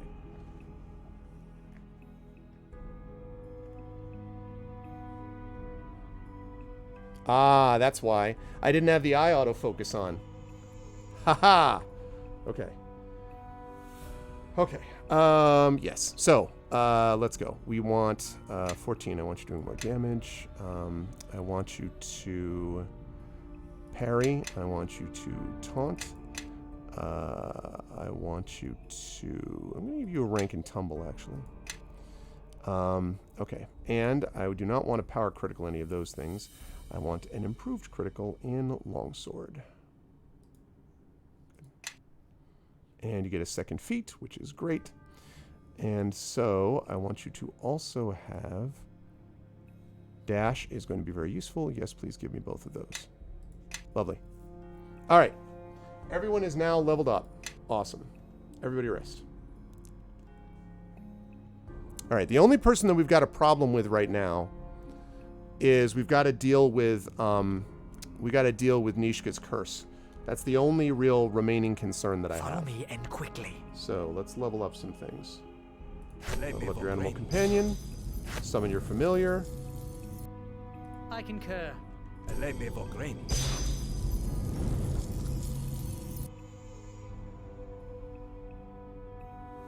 Oh, shoot. Did I not memorize? Okay, hold on a second. I have to... How do I do... I've got to do... how do I get him to memorize different stuff? I've never actually had to do... I never had to do that. How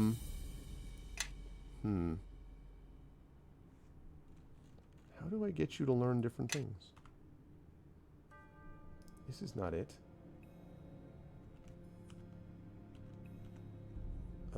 I do not know how to do that. Does anyone know how to do that? How I get him to learn to memorize different spells? Is it B? Ooh, good one. Wow, Karth, good memory. I completely didn't realize that I had another one of those there. Thank you. Good stuff. Well done. Okay. Create undead. What? No, I don't want two of them. I want that one.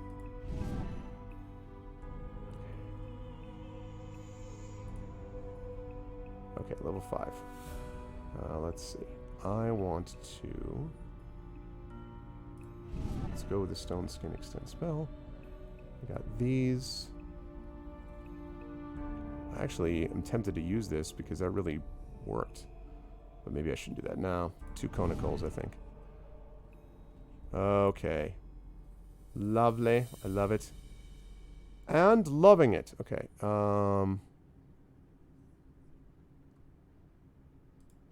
Protection arrows in there. And gee, I wonder what I'm going to do for that. Freaking absolutely put another magic missile in there. Okay. Good. And while I'm on that subject, very good, Karth. I am listening.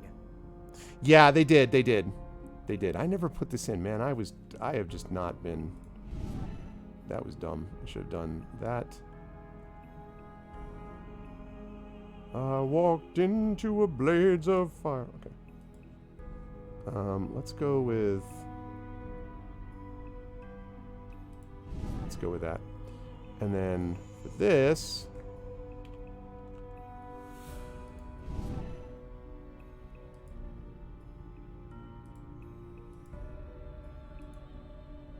Okay. Right, good, lovely. All right, now... Let's do that again. You got your dice? Yay! Awesome. I figured you would, Tren. You like him, Mrs. Dunsel? That is courtesy. I sent off... Everything now is sent off except... I have to find... If anyone knows, I'm looking for Nee Morrigan, is her Twitch name. I need to find Nee Morrigan so I can get the information to send them their CD. And then I'm waiting to send Echo his info until he gets me his new address, because those of you here know that he's going to be moving with his brother to a new place. And that's it. Everyone else is filled. I shipped out the stuff to Mike in the UK, and it's a good thing I love Mike, and that Mike contributed so much, because, oh boy, that shipping cost. But it was worth it.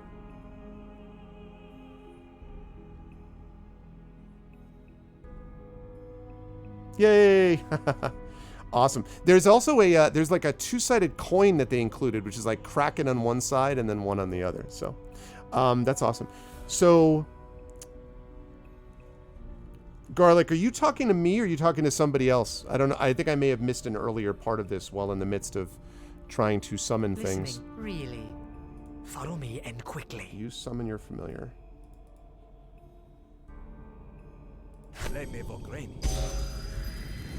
Oh, you're talking to Rising Dice. Got it. Cool.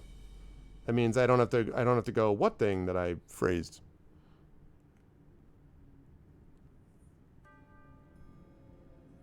Oh, I see. Yeah, the little D2. I was just like, I mean, I actually don't have it, you know, because it's not a standard set, obviously. There's other ways to do the D2 thing.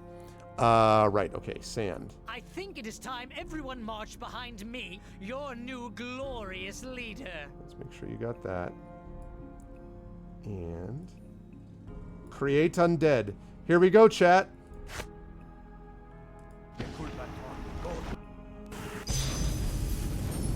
It's a mummy! Alright, what's his name? There he is, chat. What's his name? What's our mummy's name? Here is our party. a rabbit named Hazel, a bear named Bruno, an undead named what? His name is Mummy? Oh, thank you, Garlic. It's very kind of you. Monty the Mummy.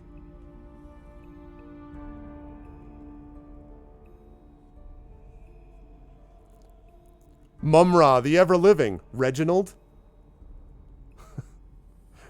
he's Mumra, the rap star. Get it? Rap star? I'll be here all week. Mumbo Jumbo. Have you seen my bundles? Ooh, I like bundles. Bubba Hotep is not his little. What? I don't even. What? That's. Yeah, Reginald is not bad, although it's too sort of general for this. We boosted the channel for this level of comedy. Mumbles the Mummy. Maybe I combine Triffids and Brandon's to come up with Mumbles. Well, I mean, it is Triffids, but I'm saying, like, I'm liking the S part that with Brandon. Reginald was the name of my summon, yes. I think you're right. All right. We got Mumbles the Mummy. Because all he says, we ask him, he's like... Mumbles the Mummy. Bruno the Bear. Hazel the Rabbit. What NPC that we don't care about. Nishka the Rogue. Kelgar the Dwarven Fighter. Sand the Elven Wizard. Chandra the human fighter, and also love interest, potentially, for Arven Elrond, the arcane archer. This is your team! All right.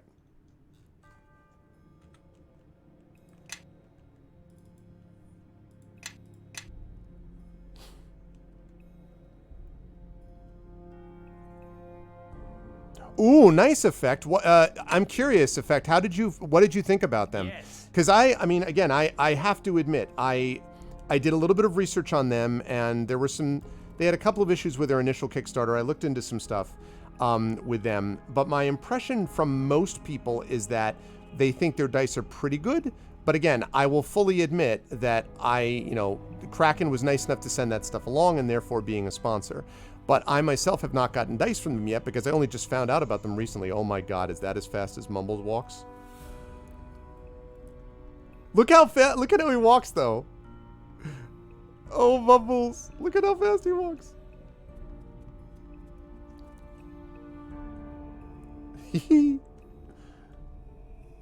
Stumbles. Or Bumbles. Maybe Bumbles. We could call them Bumbles. That way we mix bundles with mumbles to create Bumbles.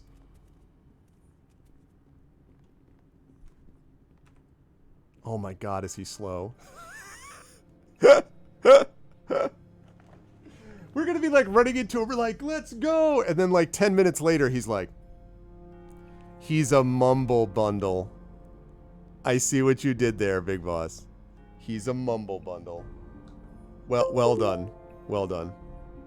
How good a name would Bumble be? I see what you did there. And all of you are wonderful people. Ooh, wow. You ordered a lot. You ordered a ton of sets. Yes, and one of those big bags, by the way, one of those was the deluxe bag. That was also given away. I don't remember who won that, but that was also sent out last week, I think.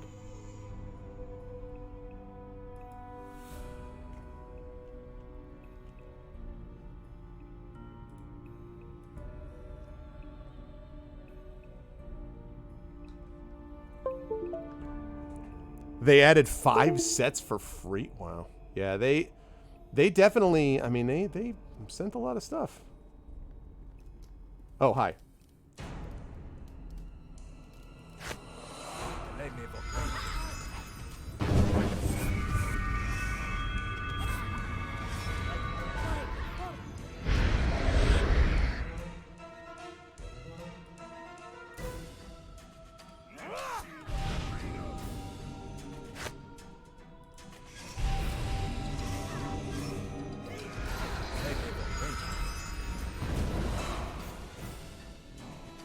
All right.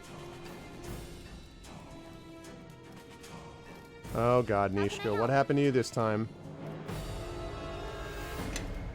Oh, Oh, Nishka, how did you somehow get drained even more than before? How is that even possible?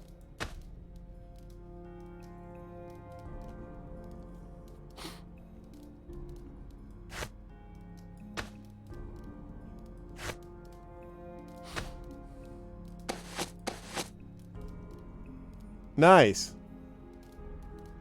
That's pretty cool.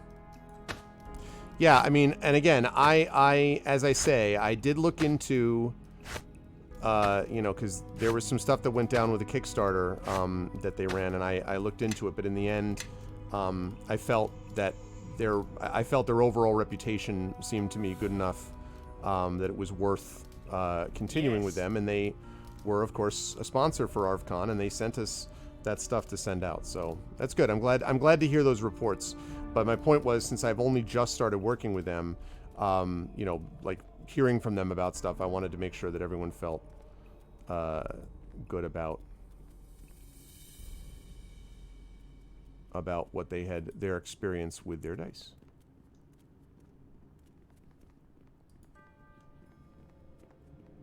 We're gonna have at least one more of those rooms with a bunch of these shadows. And by one more of those rooms, I mean up there.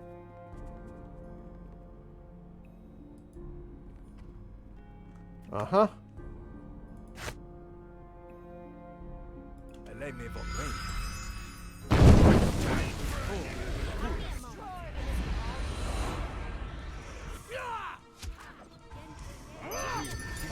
Can you attack? Let us attack.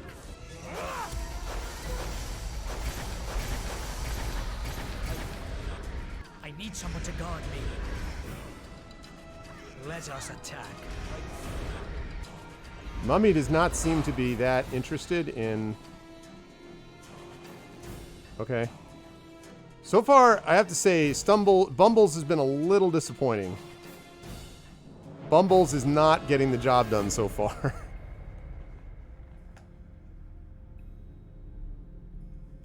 The dice have a good weight to them? Good. Good. Yeah,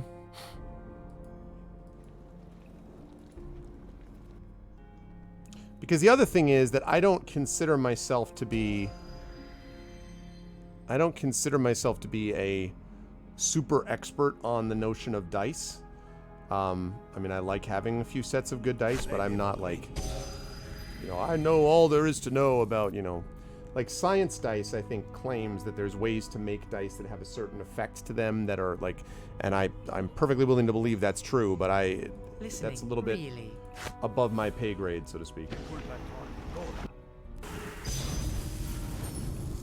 Aha! We have a Wraith! So instead of Bumbles, we need to name... Oh! Look at that.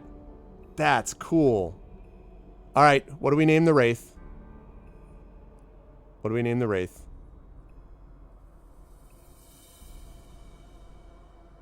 Raiden?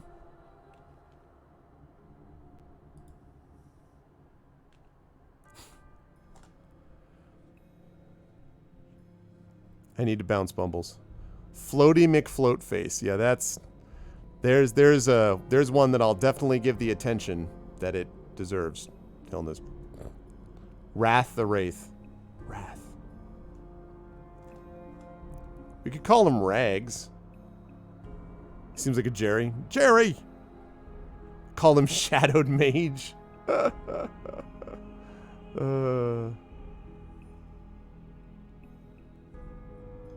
could call him Nazi for Nazgul.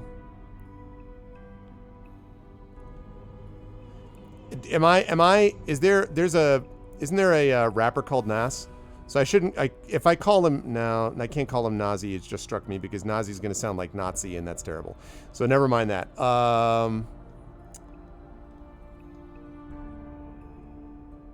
Spectre. Brad Wraithwaite. What? Also, hi, Commander Dunzel. Reginald the Third. Don't call him Greg. Are you suggesting that I...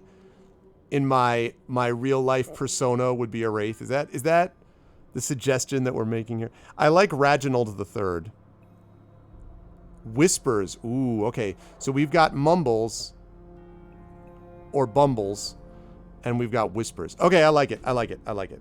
Reginald is good, but I like the idea of keeping them the same way. No, that's fine. That's what we're gonna call them. So we've got Bumbles we've got Mumbles the Mummy and Whispers the Wraith. All right, that's what we got. Mumbles the Mummy, Whispers the Wraith. Follow me and quickly.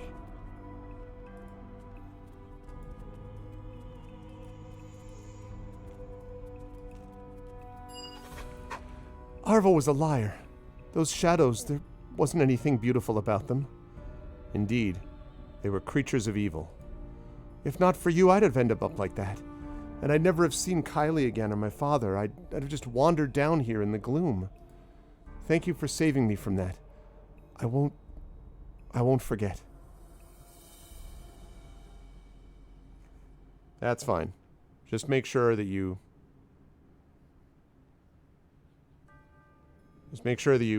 walk the straight and narrow. Also, give me all your gold. And if your dad has any pull with the council and like could let me speed up this okay. All right, let's bring the good news to Lisbeth's sister. Let's do it. Interesting little side quest here. Add once more and you got a band.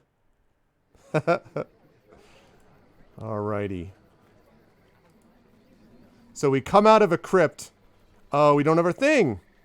Because they never keep them across scene transitions. Alright, that's fine. We gotta go get Nishka healed up anyway. Alright, Kylie. Were there really shadows? That's what Lisbeth said. And you fought them? I'd have been so scared. I gave you my word. I had to get your sister out safely. Here, I filched some coins for you. From my father, so it's not really stealing. He'd want you to have them anyway if he knew what happened. Come back when I'm older and richer, and I'll pay you back with a ring or a bunch of gems or a whole chest of gold, I swear. But I've got to go. Father's waiting. Thank you so, so much. We did a good deed today, chat. All right. Now, we have to bring something to Lord Nasher. So I think what I have to do here... I'm thinking what I need to do... Yeah, I think what I need to do... I was technically just going to the Collector's Mansion to do this quest for Nishka, but I have to get her healed up now. So what I'm going to do is I'm going to go to the Church of Lathander and get healed up. After I'm done with this Collector's thing, I need to go to the... I need to see if I can get to the... Actually, wait. Can I go to Castle Never? All right, here's what we're going to do, chat. We're going to go down to... the Church of Lathander. We're going to try to get healed up and get that curse removed. Then we're going to go up this way, and we're going to go to Castle Never, and we're going to see if we can get in to show Lord Nasher this journal directly. Although probably, knowing game logic, that's not going to work, and then we're going to have to give it to like 6 other people, but it's at least a starting point.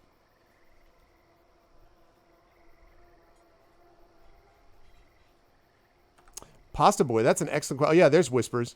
Wait, is he slow? Wait a second. Oh, he's a lot... No, he's a lot faster than Mumbles was, though. A lot faster. So that's a very good question, Pasta, but I'll tell you what I think my answer would be. If you are starting with a game and you have any experience with D&D, and you're like, okay, I want to try D&D, I want to see about how these games work, I would recommend... That's why my glasses are super blurry. We're going to talk while I clean off my glasses, because they are blurry. I would recommend one of the great classics in the genre, and that is Baldur's Gate. Baldur's Gate 2 gets all of the attention in this group because as a game, it's more ambitious, it goes for more. And Baldur's Gate 2 is probably a better game. But I think Baldur's Gate 1 is a better game to start with because it has a very clear and an interesting, I think, story. It builds up the stuff that is then followed through upon in Baldur's Gate 2. The other thing about Baldur's Gate 1 is that it allows you to get a sense of character development. It builds up your characters over time. A lot of what you're seeing here, if you're liking the way that this is with like controlling different party members, that's what you do in Baldur's Gate 1, but I think that it's even more refined in an interesting way in Baldur's Gate 1. If you've never played a CRPG before, but you like D&D, I would recommend starting with this. If you don't love combat and you're like, yeah, I don't want to get into a lot of fights, then I would recommend, and I can't read anything on chat until I get my glasses cleaned off. Then I would recommend a game called Planescape Torment, which is Planescape Torment is a tremendous game, one of the better CRPG stories ever told. It is not great on combat because that's not really the focus, but it has fascinating NPCs. It has a lot of thoughtful things to say philosophically about life, death, and all that. It's got a lot of good stuff going on, and some very, very memorable characters and good senses of humor at time too. So I would say if you're just in it for the story and you really don't want to deal with combat at all, Planescape Torment is more your speed.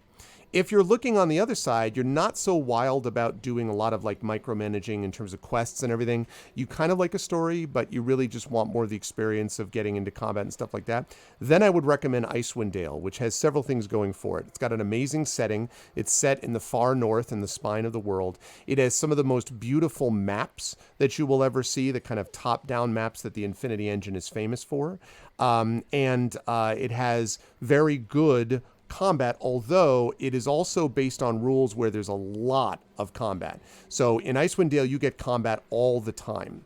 And so if you're looking for lots of combat where the story's there, but it's not as big a deal as the combat side, then Icewind Dale is your jam. If you're looking for something which is more just RP and the combat part isn't that big a deal, Planescape Torment.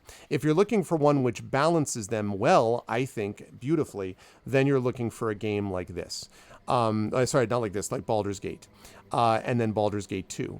Those would be where I would start if you're looking for those three. And the last thing I'll say is, if you're looking for a first-person RPG, and you don't mind going back a little bit to the graphics are not so hot or whatever, Ultima Underworld is one of the coolest experiences you will ever have in an RPG form. It is a single-person you running around and doing all this different stuff within this dungeon, but there's a very cool story to it. There's a lot of exploration. It still holds up, I think, to this day. Is a classic that changed my life as a PC gamer from a PC gaming point of view. All of these games I mentioned, by the way, are available on GOG, which I'm going to be over on their channel in a little less than a little more than an hour. I'm going to be over on that channel. And GOG is not only not that expensive, but GOG is also a game. GOG is also a service that allows you to kind of synchronize all your games together and stuff like that. So that's what I'd say. Planescape Torment if you want RP. Icewind Dale if you mostly want combat. Baldur's Gate if you want a good mix of the two as starting CRPGs. And if you're looking for just a first person and you don't mind starting earlier, I would go to Ultima Underworld. Those would be my choices.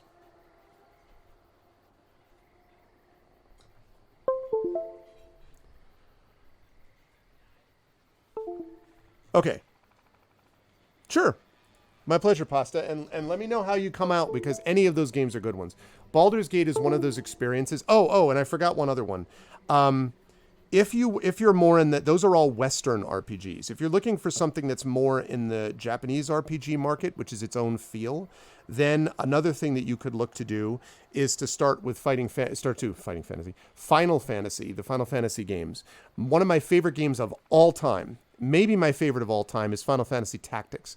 That game has great RP in it, but it also has great tactical battles, and it's really more of a tactical battle game with great RP than it is RP with great tactical battles. So if you want a game that is more of a straight-ahead RPG, obviously there's combat in it, but it's not like the tactical battle stuff, then I would recommend something like Final Fantasy VII or Final Fantasy VI. Probably as a starting point, Final Fantasy 5 or 6 would be your best bet. And then move up to something like Final Fantasy 7. Final Fantasy 9 is also great. Those are all great options. So if you're looking for more of a JRPG, and then there's many in that mix. Chrono Trigger, a lot of people recommend Chrono Trigger. That's another great JRPG. Chrono Cross, I always rave about how good the soundtrack is, because it's better than Chrono Trigger, respectfully to Chrono Trigger. Chrono Cross is cool too. Yeah, so if you're looking for something that's more in the JRPG mold, I would look at one of the Final Fantasies to start with. Tactics is great. And Final Fantasy VII Remake, I think, is the best remake ever made. That game actually is maybe the best game I've played in the last 5 years at least. Remake is incredible how good it is. Absolutely incredible. It is a meditation on remakes. It's wild. But it helps, quite frankly, in a strange way.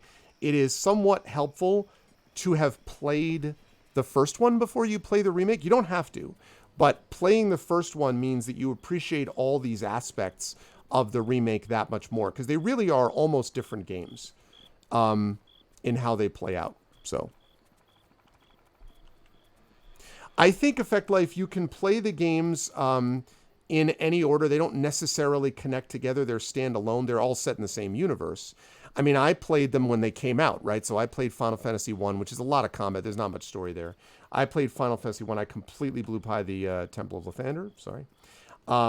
I played Final Fantasy 1, and then I played 2, and then I played 3. I don't know if that was out at the time. And then later on, I played 4, because the chat recommended I do that, and then 6. 6 is very good. 6 is very good. A lot of people think it's better than 7. I don't. I personally think 7 is better, but 6 is very good. And so, yeah. Also, and that's true with what Dunzel said, I would also say Final Fantasy has an interesting mix of tech and magic and its own sort of sense of humor also. However, what Dunzel says is also a good point about Shadowrun. The Shadowrun games are very cool, but I don't know that I would recommend those, to be honest, Dunzel, for starting out, though. As a starting CRPG, I'm not sure that I would start with Shadowrun. Although, sure, if you love like cyberpunk type things, and you love Neuromancer, and you love Snow Crash and the Matrix and stuff like this, if that kind of stuff interests you, and you like the kind of cool fantasy sort of near future cyberpunk mashup which Shadowrun is, then absolutely. I mean, the Shadowrun games, Shadowrun Returns, Shadowrun Dragonfall, Shadowrun Hong Kong, those are all great, no doubt. I just don't know if I do them as an opener. But they are very good. I'm almost jealous that you get to start out playing some of these games too, because man, such good games. Oh, and one more recommendation. If you're into the sort of near future cyberpunky thing and you want a very cool, intricate story, can I also recommend Deus Ex Human Revolution? I played that last year. Deus Ex Human Revolution was very, very good. The original Deus Ex, a lot of people quote, I'll just be honest, I myself have bounced off of Deus Ex multiple times. I don't think that it holds up as well as some people think that it does. But that's just me. A lot of people think Deus Ex is the most incredible game of all time and whatever. But if you're interested in a game where there's a lot of RP and it's set in the near future and you want a chance to play a game that gives you options to be stealthy, to be straight up, I'm just charging in no matter what the consequences. That's another game which is great. And while we're on that subject, even though this is extending outside of RP a little bit, in the adventure RP model, Dishonored is an extraordinarily good world building, like cool, steampunky, whale punky, long story, you'd have to see, stealth, and also like great agency and choices that get made within that. So Dishonored is tremendous. Dishonored 1 and 2. Just one more thing.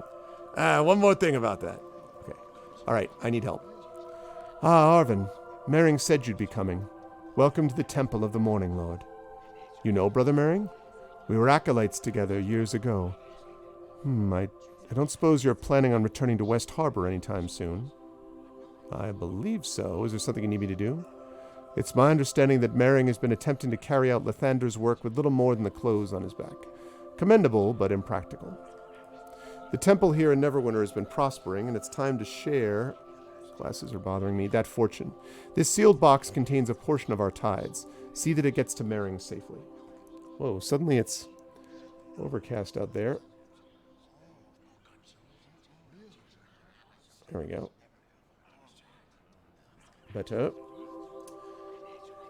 See that it gets to Mering safely. If anyone but Mering breaks the seal on the box, Lathander's wrath will strike them down. I'll make sure that Mering gets it when I can leave the city. Thank you, Arvin. Take this gold. It should see you to West Harbor and back. I'm not allowed to leave the city right now, but show me what you have for sale. Okay, what I really need is healing. Can you give me healing? Ooh, a Mace of Disruption, +5.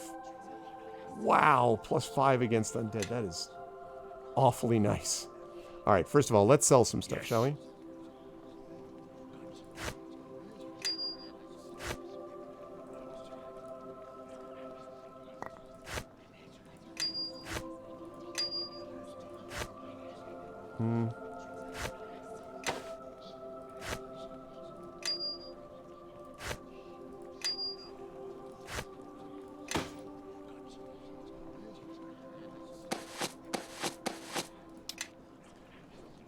I Okay. concur. Yes. Yes. All right. Okay, so we now have 51,000 gold. That's pretty damn good. All right, potion of cure critical wounds. All right, moderate. Serious. All right, I need remove curse.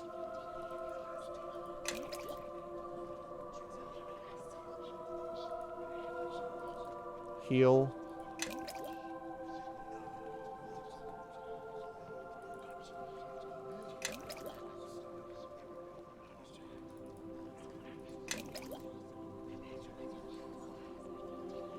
All right.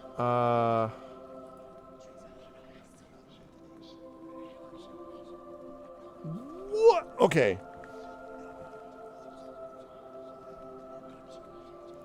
Yeah, the problem with contacts right now, Triffid, is that I'm wearing progressives, which are, so progressives basically like the old bifocals where you had the top for distance and the bottom. I mean, I grew up nearsighted. I had glasses since I was like 5 or 6 for close vision, but now reading as one gets older.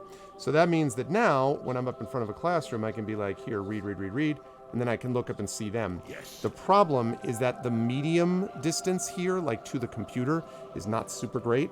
So, I mean, I could get another pair of glasses for computer use, but frankly, like, carrying around multiple glasses, I don't know. It's one of those things. Like, I even thought about doing LASIK. But the problem with LASIK is that LASIK is only going to fix one of those problems, not both, right? So, yeah, trifocals.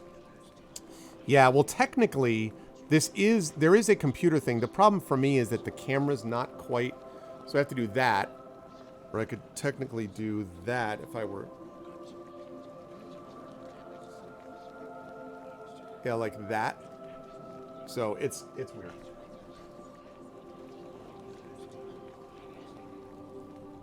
The long eyelashes, yeah. Waiting for cybernetic eyes. You got that right. Okay. So look at this talisman of pure good. 75,000 gold. What does this do? Holy talisman border on the power of artifacts. Only a good creature may wear one. Even the most beatific finds its soul challenged and refined, as the device makes him more and more righteous every passing day. Examples of these items appear in many different forms, suggesting multiple creators at different points in history. They are unfortunately very rare. +3 charisma, +3 wisdom. Wow, that is the cleric motherlode right there. Do I even have enough that I could sell to get that? 55,000. Yes. That would be 58,000 basically. I concur. 58.2.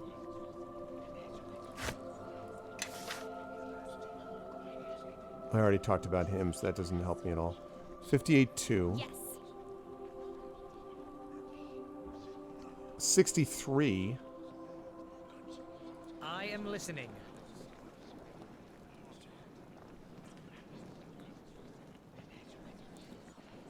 $67.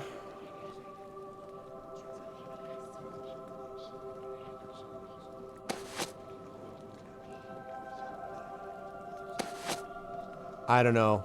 That's close. How can I help? Yeah. I am listening.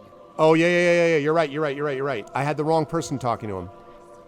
Yes. I think it is time everyone Yes. marched behind me. 64,000. Your Now, glorious still, leader. that's still expensive, but...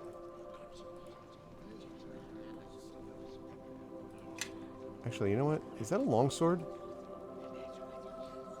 Okay, you know what we're going to do then? Here's what we're going to do. You take this. Something you want? You drop this here. You wear that, okay? We're going to give this to you. We're going to have everything sold through you. I cannot carry this weight and still Yes. move. Yeah. That's a good call, Karth. I knew that, but I was thinking about... I don't know what I was thinking about. Never mind what I was thinking about. Maybe I won't even need to sell my Yes. nimble crossbow. All right, here we go. Oh, because 8,000 more. Okay, I just need 8,000 more.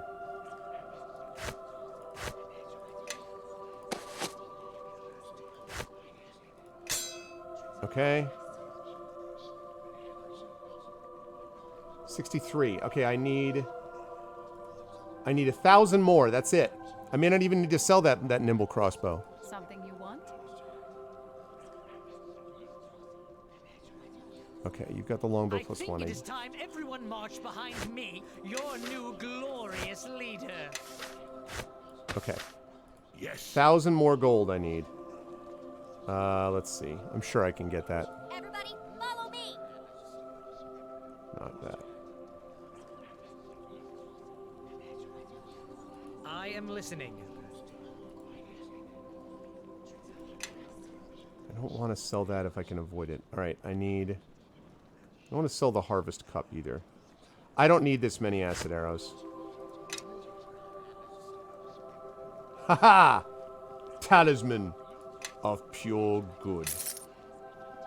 I have practically no money, but I have something which is pure good. I'll tell you exactly who that's going to go to also. That is your boy Cassavir. Although I lose sand that way. Oh my god. But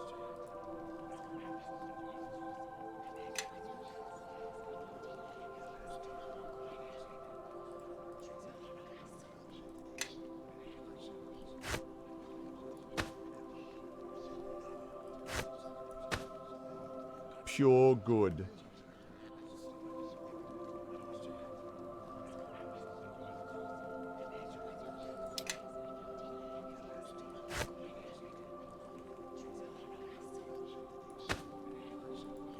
Yeah. I can't. Hey, what's up, Echo? Yeah, I can't. I just can't justify. I can't justify keeping, moving him into a monk when he's so effective as a fighter and he's basically my only tank.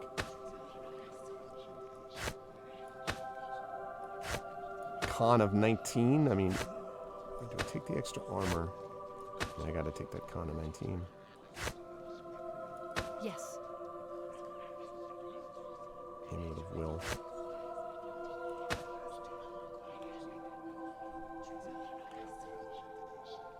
I find that hard to believe, Hilness. You're always putting stuff that you cook up on spots. I find it hard to believe that you are not a you've never made a casserole. It is time everyone marched behind me, your new glorious leader. Okay. Thank you. I think that was Karth that made this suggestion. Thank you, Karth, because I needed that I am listening. big time.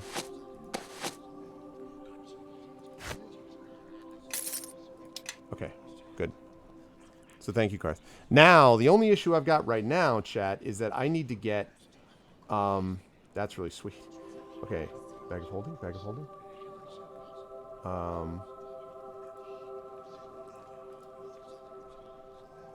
Oh, that's right. Mass cure serious wounds. Oh, that's right. That is really nice, that thing. I need her to get healed, though, is what I really need. I need healing. Haha! Success! Healing, there you go. Follow me. Yeah, there we are. Now Nishka's back. Look who's back. Yeah. Kelgar's like, here, take all these. These absurd books and your thieves' tools. What am I, a pack mule? I mean, I know I'm a pack mule, but not that kind of a pack mule. Okay. Now I can give you all the stuff back that you were carrying before. All right, good. Outstanding. Everyone is healed. Everyone's feeling good. Now we're going to go to Castle Never to see if Lord Nasher is interested in this journal I found while I was cleaning out some undead. I'm feeling good about this party right now, I got to be honest. The only question for me is about whether I keep Sand or I put in Cassavir, but I just need to multi-class Cassavir into a rogue, and then I can leave Nishka behind all the time.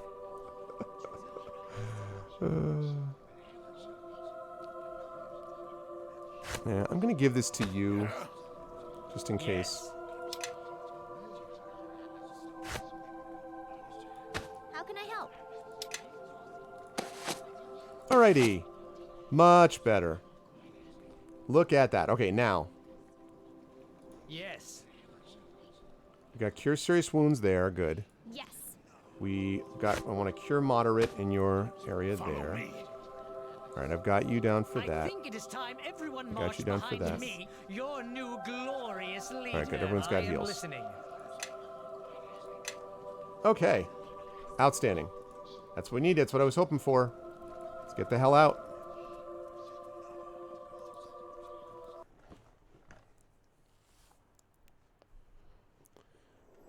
Yeah, Kelgar's fun.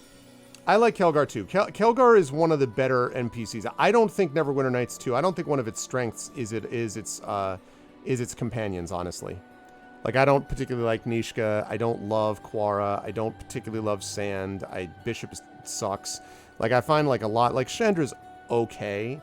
So of the group, and like Grobnar's all right.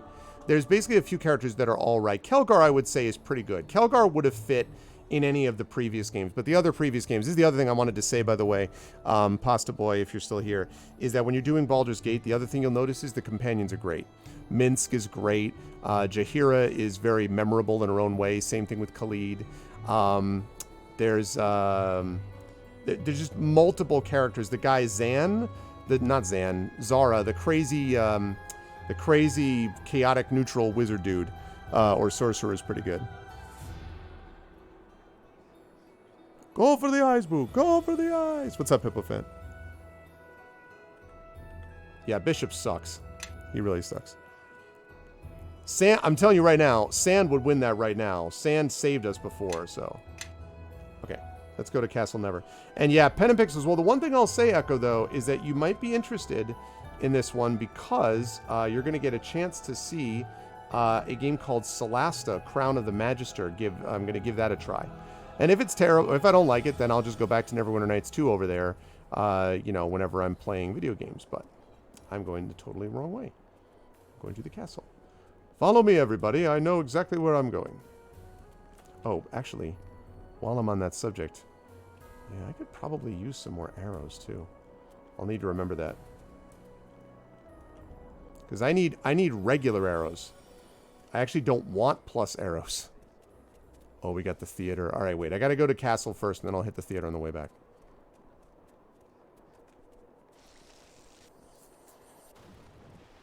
Yeah, but see, I don't know whether we want that exactly.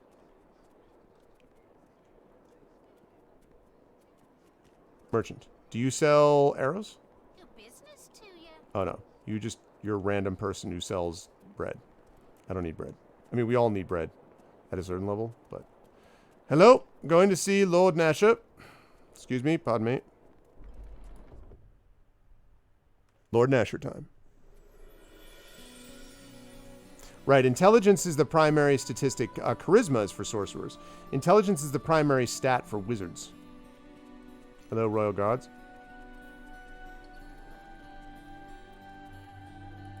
Hello, Lord Nasher. I'm glad. I love the security that allows me to just run right up to Lord Nasher. Well met. How go your travels? We found this journal being used in a ritual within Neverwinter. It looks as if it belongs to a shadow priest. Indeed. Let me see that. I shall have some of the many starred cloaks examine it at once. And tell your idiot dwarf to stop running back and forth like a loon. It may be some time before they complete their examination, but for now I thank you for bringing this to my attention. And please accept this as a token of my thanks for your vigilance. 200 gold? That's it? Do you know anything of the battle fought in West Harbor against the King of Shadows long ago? Alright, see you. Oh, really, Tren? Okay, cool. So you've played it, Tren? What did you think of Solasta? Memory serves, that was where the King of Shadows was defeated.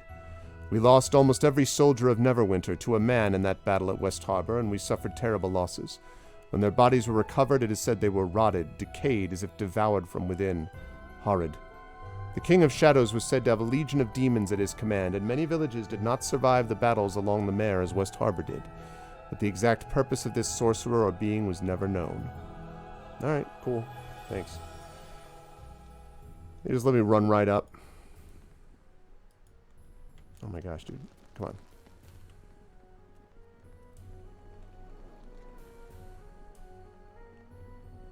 Alright, I gave him the info.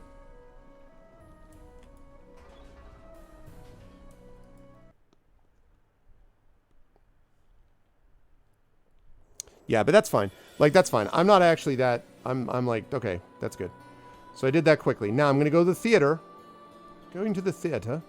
Got about another 10 minutes, chat, before I got to start getting ready for my stream over on GOG. Today's been a really good stream, though. Hi. Arvanelleron, isn't that right? Your name's on every tongue in the city, and each tells a more fantastic tale than the last. Tell me, do you hail from West Harbor, perchance? A dear friend of mine lives there. His name is Dagon, and he had a half-elven ward who'd be about your age. Right, that'd be me. Really?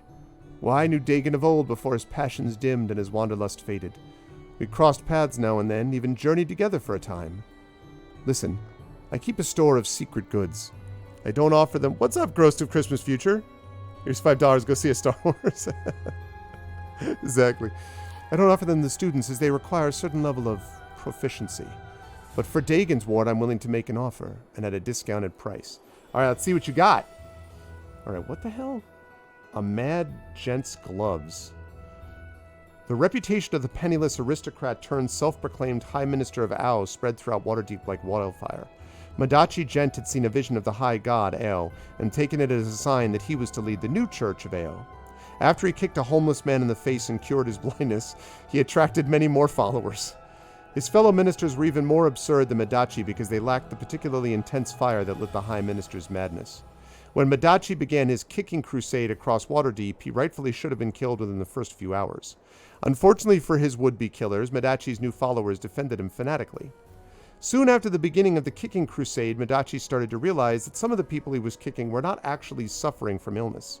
As he helped his victims to their feet, he noticed that his black gloves healed wounds at his touch. His faithful were enthralled at this new miracle. Madachi spread his new brand of healing across Waterdeep for days before he ran into trouble. When the High Minister kicked a priest of Bane, the dead god of hatred and tyranny, in the face, he was throttled. To make matters worse, Madachi insisted that the priest unhand him because no servant of a dead god is fit to touch a servant of Ao. Even without the magic of his deity, the priest of Bane was more than a physical match for Madachi and his band of lunatics. 3 uses per day. Okay, that's pretty sweet.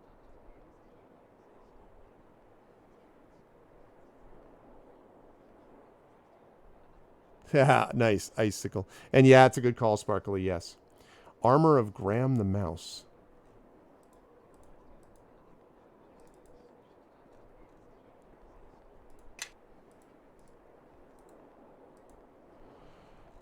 At the age of 18, a small young man from Vunlar named Graham Chandler was inducted into the ranks of the Damaran Paladins of Torm.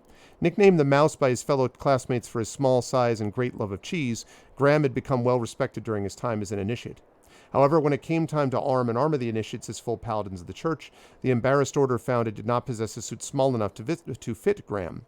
The priests and paladins apologized to Graham and told him they would get a suit of armor made as quickly as possible.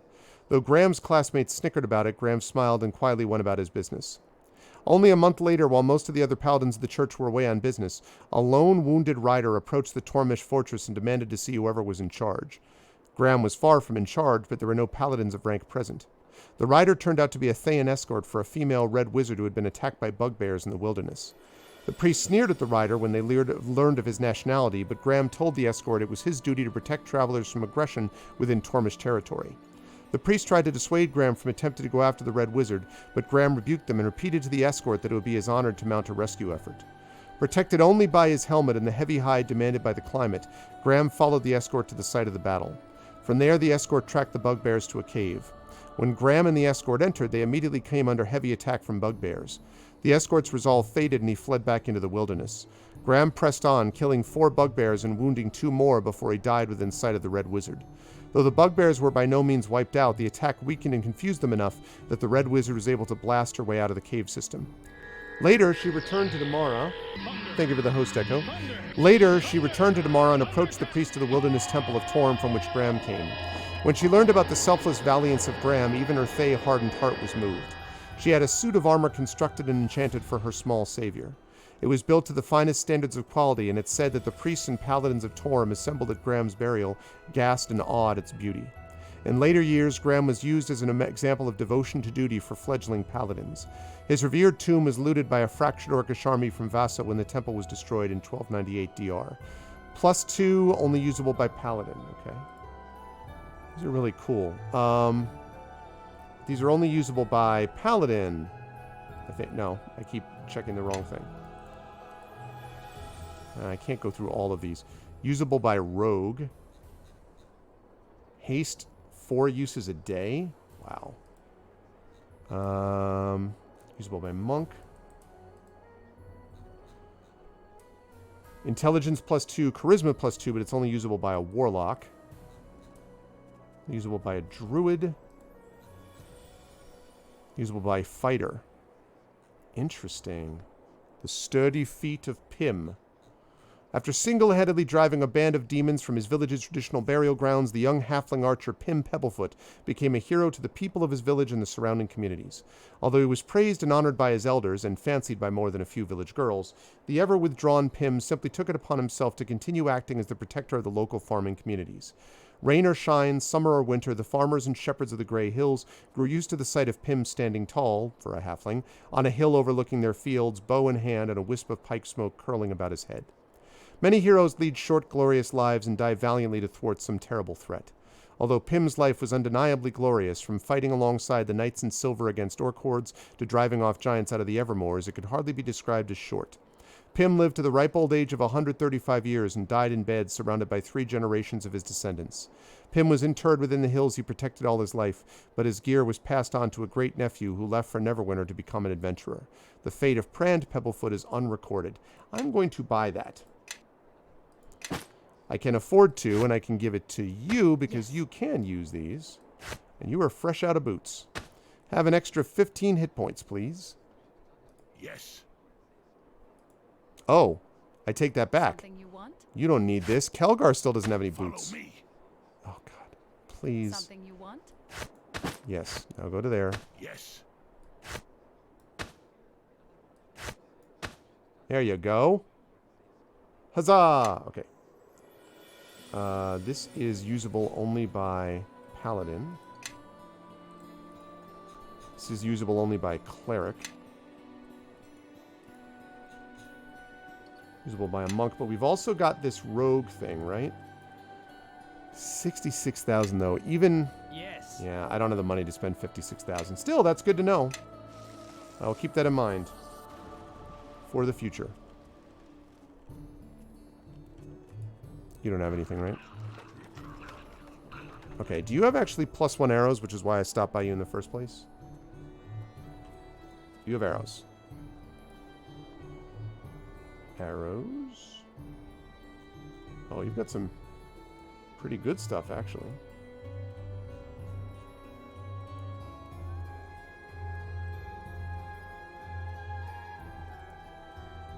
Ring of Wizardry is very nice.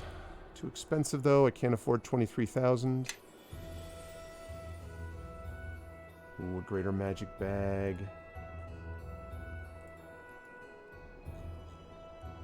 Reduce weight by a lot. A Frost Giant head.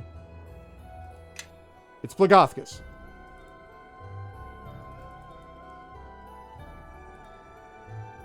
Anyway, you don't have arrows, which is what I need, so...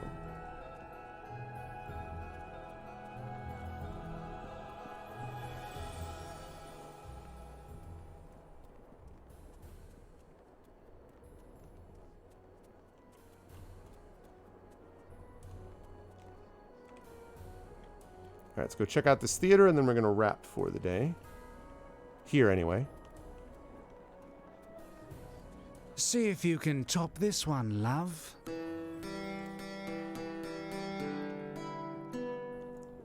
That's all you got? Watch this! Ugh. And what do you call that then, love? Ode to an angry banshee giving birth? Yeah, well, what was your song? Ode to a lute player who's not that good? I really must be off. It's getting late, and my mom... No, I mean my wife. My wife will be looking for me. Yes, excuse me.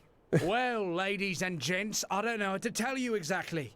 You were promised a battle of bards. Instead, you've had a massacre of instruments. And here I thought the 12th challenger might have something different to offer. Come now! Surely one of you out there has got himself a lute and a mind to step up and have a go with Cain Lethalon. I need Grobnar Step for right this. up then. Just remember to go easy on poor old Cain. Never had one bit of training my whole life. No, no, no, no, no, no, no, no, no, no, no, no, no, no, no, no, no, no.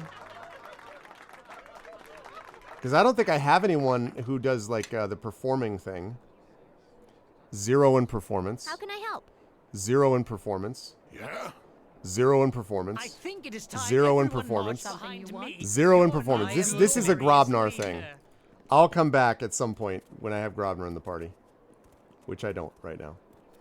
All right, we're gonna. That's good though. That was really funny. I really did sound like he was starting out with, "Come as you were, as you were, as I want you to be, like a friend, like a." You know. How am I gonna rap if Bumbles in the party? It's true. It's true. Yeah, these are good points. All right, so this is the place that Nishka wants me to rob, and I'm a little nervous about it, not least because it's set right next to a graveyard. But we will see. All right, we got Hazel, we got Bruno. The only thing we don't have is we haven't summoned the undead yet because we don't want to lose the transition here. So I'm gonna save this.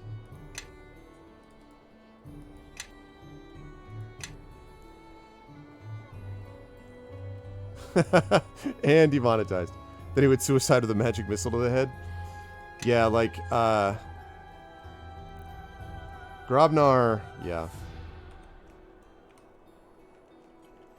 I mean, I still am trying to decide whether or not I want to keep Sand or whether I want to put Cassavir back in the party, because I really need to have, like, someone who can manage undead. I mean, Kelgar and Chandra are my 2 tanks right now. I need Nishka's because I need a rogue.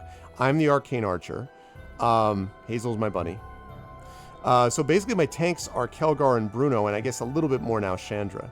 So Sand is my 1 magic guy, and I was thinking about that, but I could also use Cassavir for undead stuff, so we'll see. Anyway. You handle that, Nishka? Well, well, well. Looks like this lot needs some special attention. All done.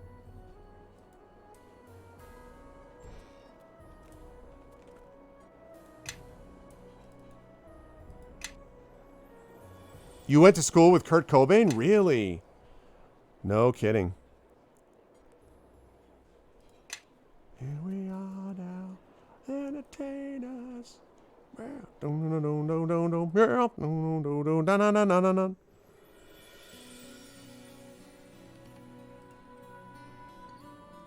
All right, here we are in the Collector's Mansion. And we're doing this basically all because we have to prove to Nishka, or we have to have Nishka prove to herself that she's a greater thief than Leldon.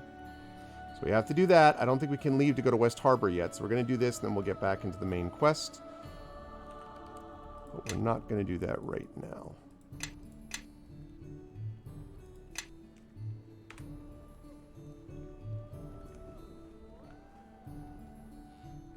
Oh, we're in the Pacific Northwest. Yep. Yeah, my wife is from Seattle, born and raised there. So having the experience of going back there a couple times, I went to the music experience, which has that enormous sound stage, and they have all this stuff. To Hendrix, who my father-in-law actually saw perform at his high school, like because he was of an age.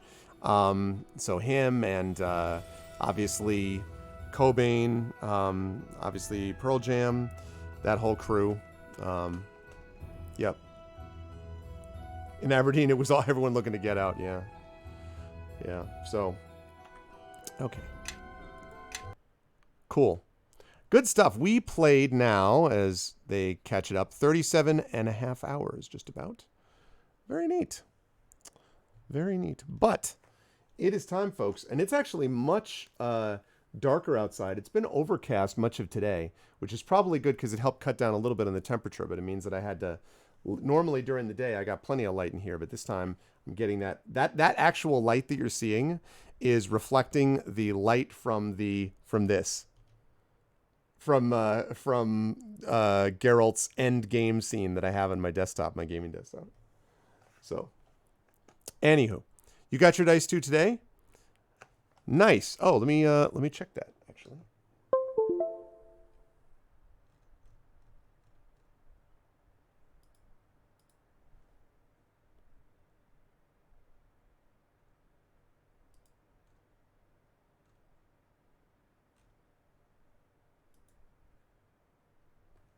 Nice.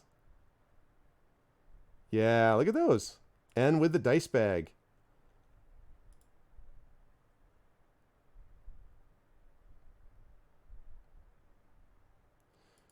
And then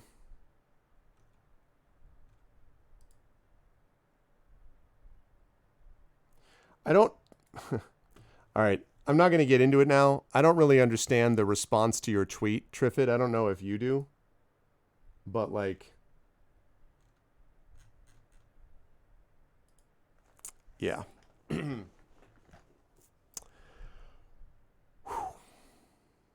I'm just gonna, I have thoughts that I will share.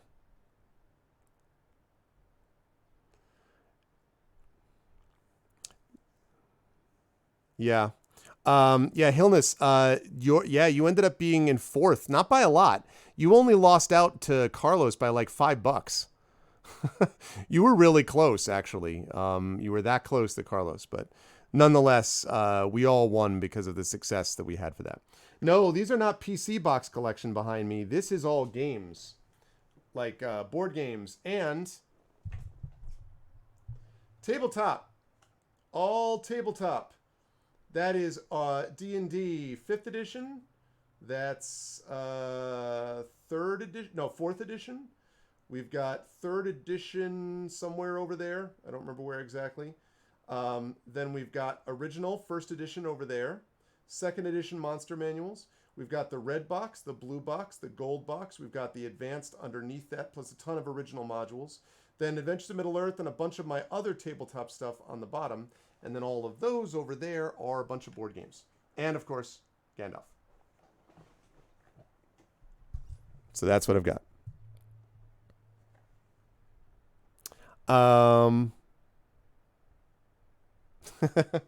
So anyway, yes, I will do that, Trent. So I need to go take care and get ready for Celesta, which is coming up. But this was really a fun session today. And it started with me apologizing because I made you all wait while I was running for 25 extra minutes because I was dealing with air conditioning stuff. And then I got back up here. And then in the end, we had a really good turnout. We had a channel boost on top of it that we got. We had a bunch of people come in. We had Jay with the gift subs. We had like a whole bunch of stuff. So it was good. This was awesome. So it was a great, yes, Galadriel bot. It was a lot of fun, and I really enjoyed it, and I hope you folks did as well. And we will be doing more of Neverwinter Nights to complete this month, so be on the lookout. But that's what we've got going on today. Now, at 4 p.m., I'm going to be over at GOG.com. I hope you'll join me over there for a first look at a game called Celesta, so I am looking forward to trying that game out. If I like it, I may continue playing it over on GOG at Pen and Pixels, and if not, then I will say the heck with that, and I'll just keep playing Neverwinter Nights to complete, which obviously I've been loving playing. So yeah, I've got that going on, and then we're off tomorrow, and we're off Thursday. We'll be back on Friday with Esper Genesis, and then Saturday, the premiere of D&D with INB, Eberron, Oracle of War. So it's a session 0 to 0.5-ish is the way we would describe that, I guess. And then on Sunday, we have more of the amazing Speculate Twitch joint event of Blades in the Dark, Case of the Cindered Seal, GM'd by the inimitable Rising Tides, with Turbo Tango and Kids Are Asleep, and with Yui Gawin Lin and Yori Kusano, all as a part of the mix. And so I hope you will all be around for the next week or so while we deal with all of that good stuff. Otherwise, I want to thank everyone for being here and being awesome. So GOG in about 20 minutes or so. Always a pleasure, Zenerex. Thanks for being here. Yeah, GOG in about 20 minutes. If you like what you saw and heard, Noah's playing Oberon. If you like what you saw and heard, please make sure to follow the channel. Please check out our YouTube with !ArvTube, Discord with !ArvCord, Twitter with !ArvTweets. Website is arvanellarun.com. Financially, !ArvShop is our merchandise area, which you can check out to get Infinity and Beyond and Adventures of Middle-earth and soon to be Esper Genesis stuff as well. That shop is under construction, be aware. !ArvTreon is that Patreon right there. 23 patrons, $2.14 per month. Every bit more that we get into that really helps because that is the financial backbone of the channel and really makes a difference and allows you to get stuff as well, individual stuff to help you, like a copy of one of my band's albums or a epic poem, which I'm writing for Effect Life right now as we speak, or a character background, etc. And stuff that helps the channel as a whole. I'd love to do another Arvanaut Idol contest. I'd love to do a Talisman tournament again. So all of that relies on how high up we can get that Patreon. So any support there really helps. And of course, subscribing to the channel, as many of you did today, thanks to gift subs and or resubs, that really helps too. Also supports the channel financially and gets you those custom sub badges and emotes and allows you to inspire the players also. Finally, on publishing, Icarus is my Icarus graphic novel from Athos Arts, award-winning, I can officially say now. Athos is also the publisher of record for Greyshade, my novel, which is coming out in about 6 weeks. The Kickstarter for that is at the end of the summer, early fall, which will have the second and third books, tabletop game, board game, and the audiobook. But the first book, which is not Kickstarter based, is going to be coming out in the next few weeks from Athos Arts, and I'm very excited for that. And you can find out more about that with !Greyshade KS. And the tabletop game in that Kickstarter is being created by Alligator Alley Entertainment, which also did my Tales and Tomes from the Forbidden Library, my 5e adventure and source book. And that is out in digital and is coming out in physical now that it's been released from Customs. It is being sent out to Kickstarter backers and to stores that placed pre-orders, and then is going to be made available via retail. So that's coming too. You can check that out with !Library. Finally, as always, !BLM, Black Lives Matter, very important to affirm and assert the significance and importance of Black lives. That remains critical.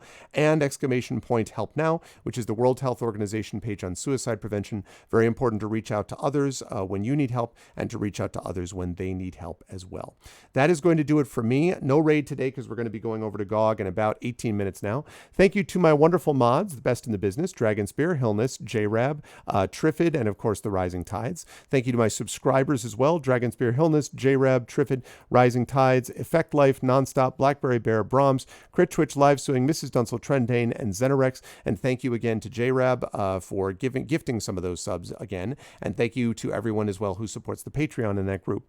And thank you to my viewers. Thank you as always to Artisan, to Big Boss. Thank you to Dino Dudes, to Erez. Thank you to EKEG.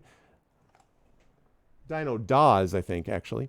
Thank you to Arabs, EKEG, Forceps, Galadriel Bot, who's totally not a bot controlled by Dragonspear. Thank you to Garlic Tofu, to Gross to Christmas Future. Thank you to Gigafrost, Gorgar, Helmet Hair. Thank you to Mbunchy. Thank you to Jet, Karth, Marinda. Thank you to Pasta Boy. Thank you to PBO. Thank you to Sad Girl. I hope you're not too sad. Thank you to Shabby Orange. What's up, my dude? Thank you to Shabby. Thank you to Tontoms, the Sparkly Wallflower, you Christensen, VNK. And thank you to Zoran DK. Always a pleasure. Much love. And I will see all of you wonderful people over on GOG in just about a little over 15 minutes. Until then, thanks, everyone. Be good to each other. And I'll catch y'all soon. Bye for now.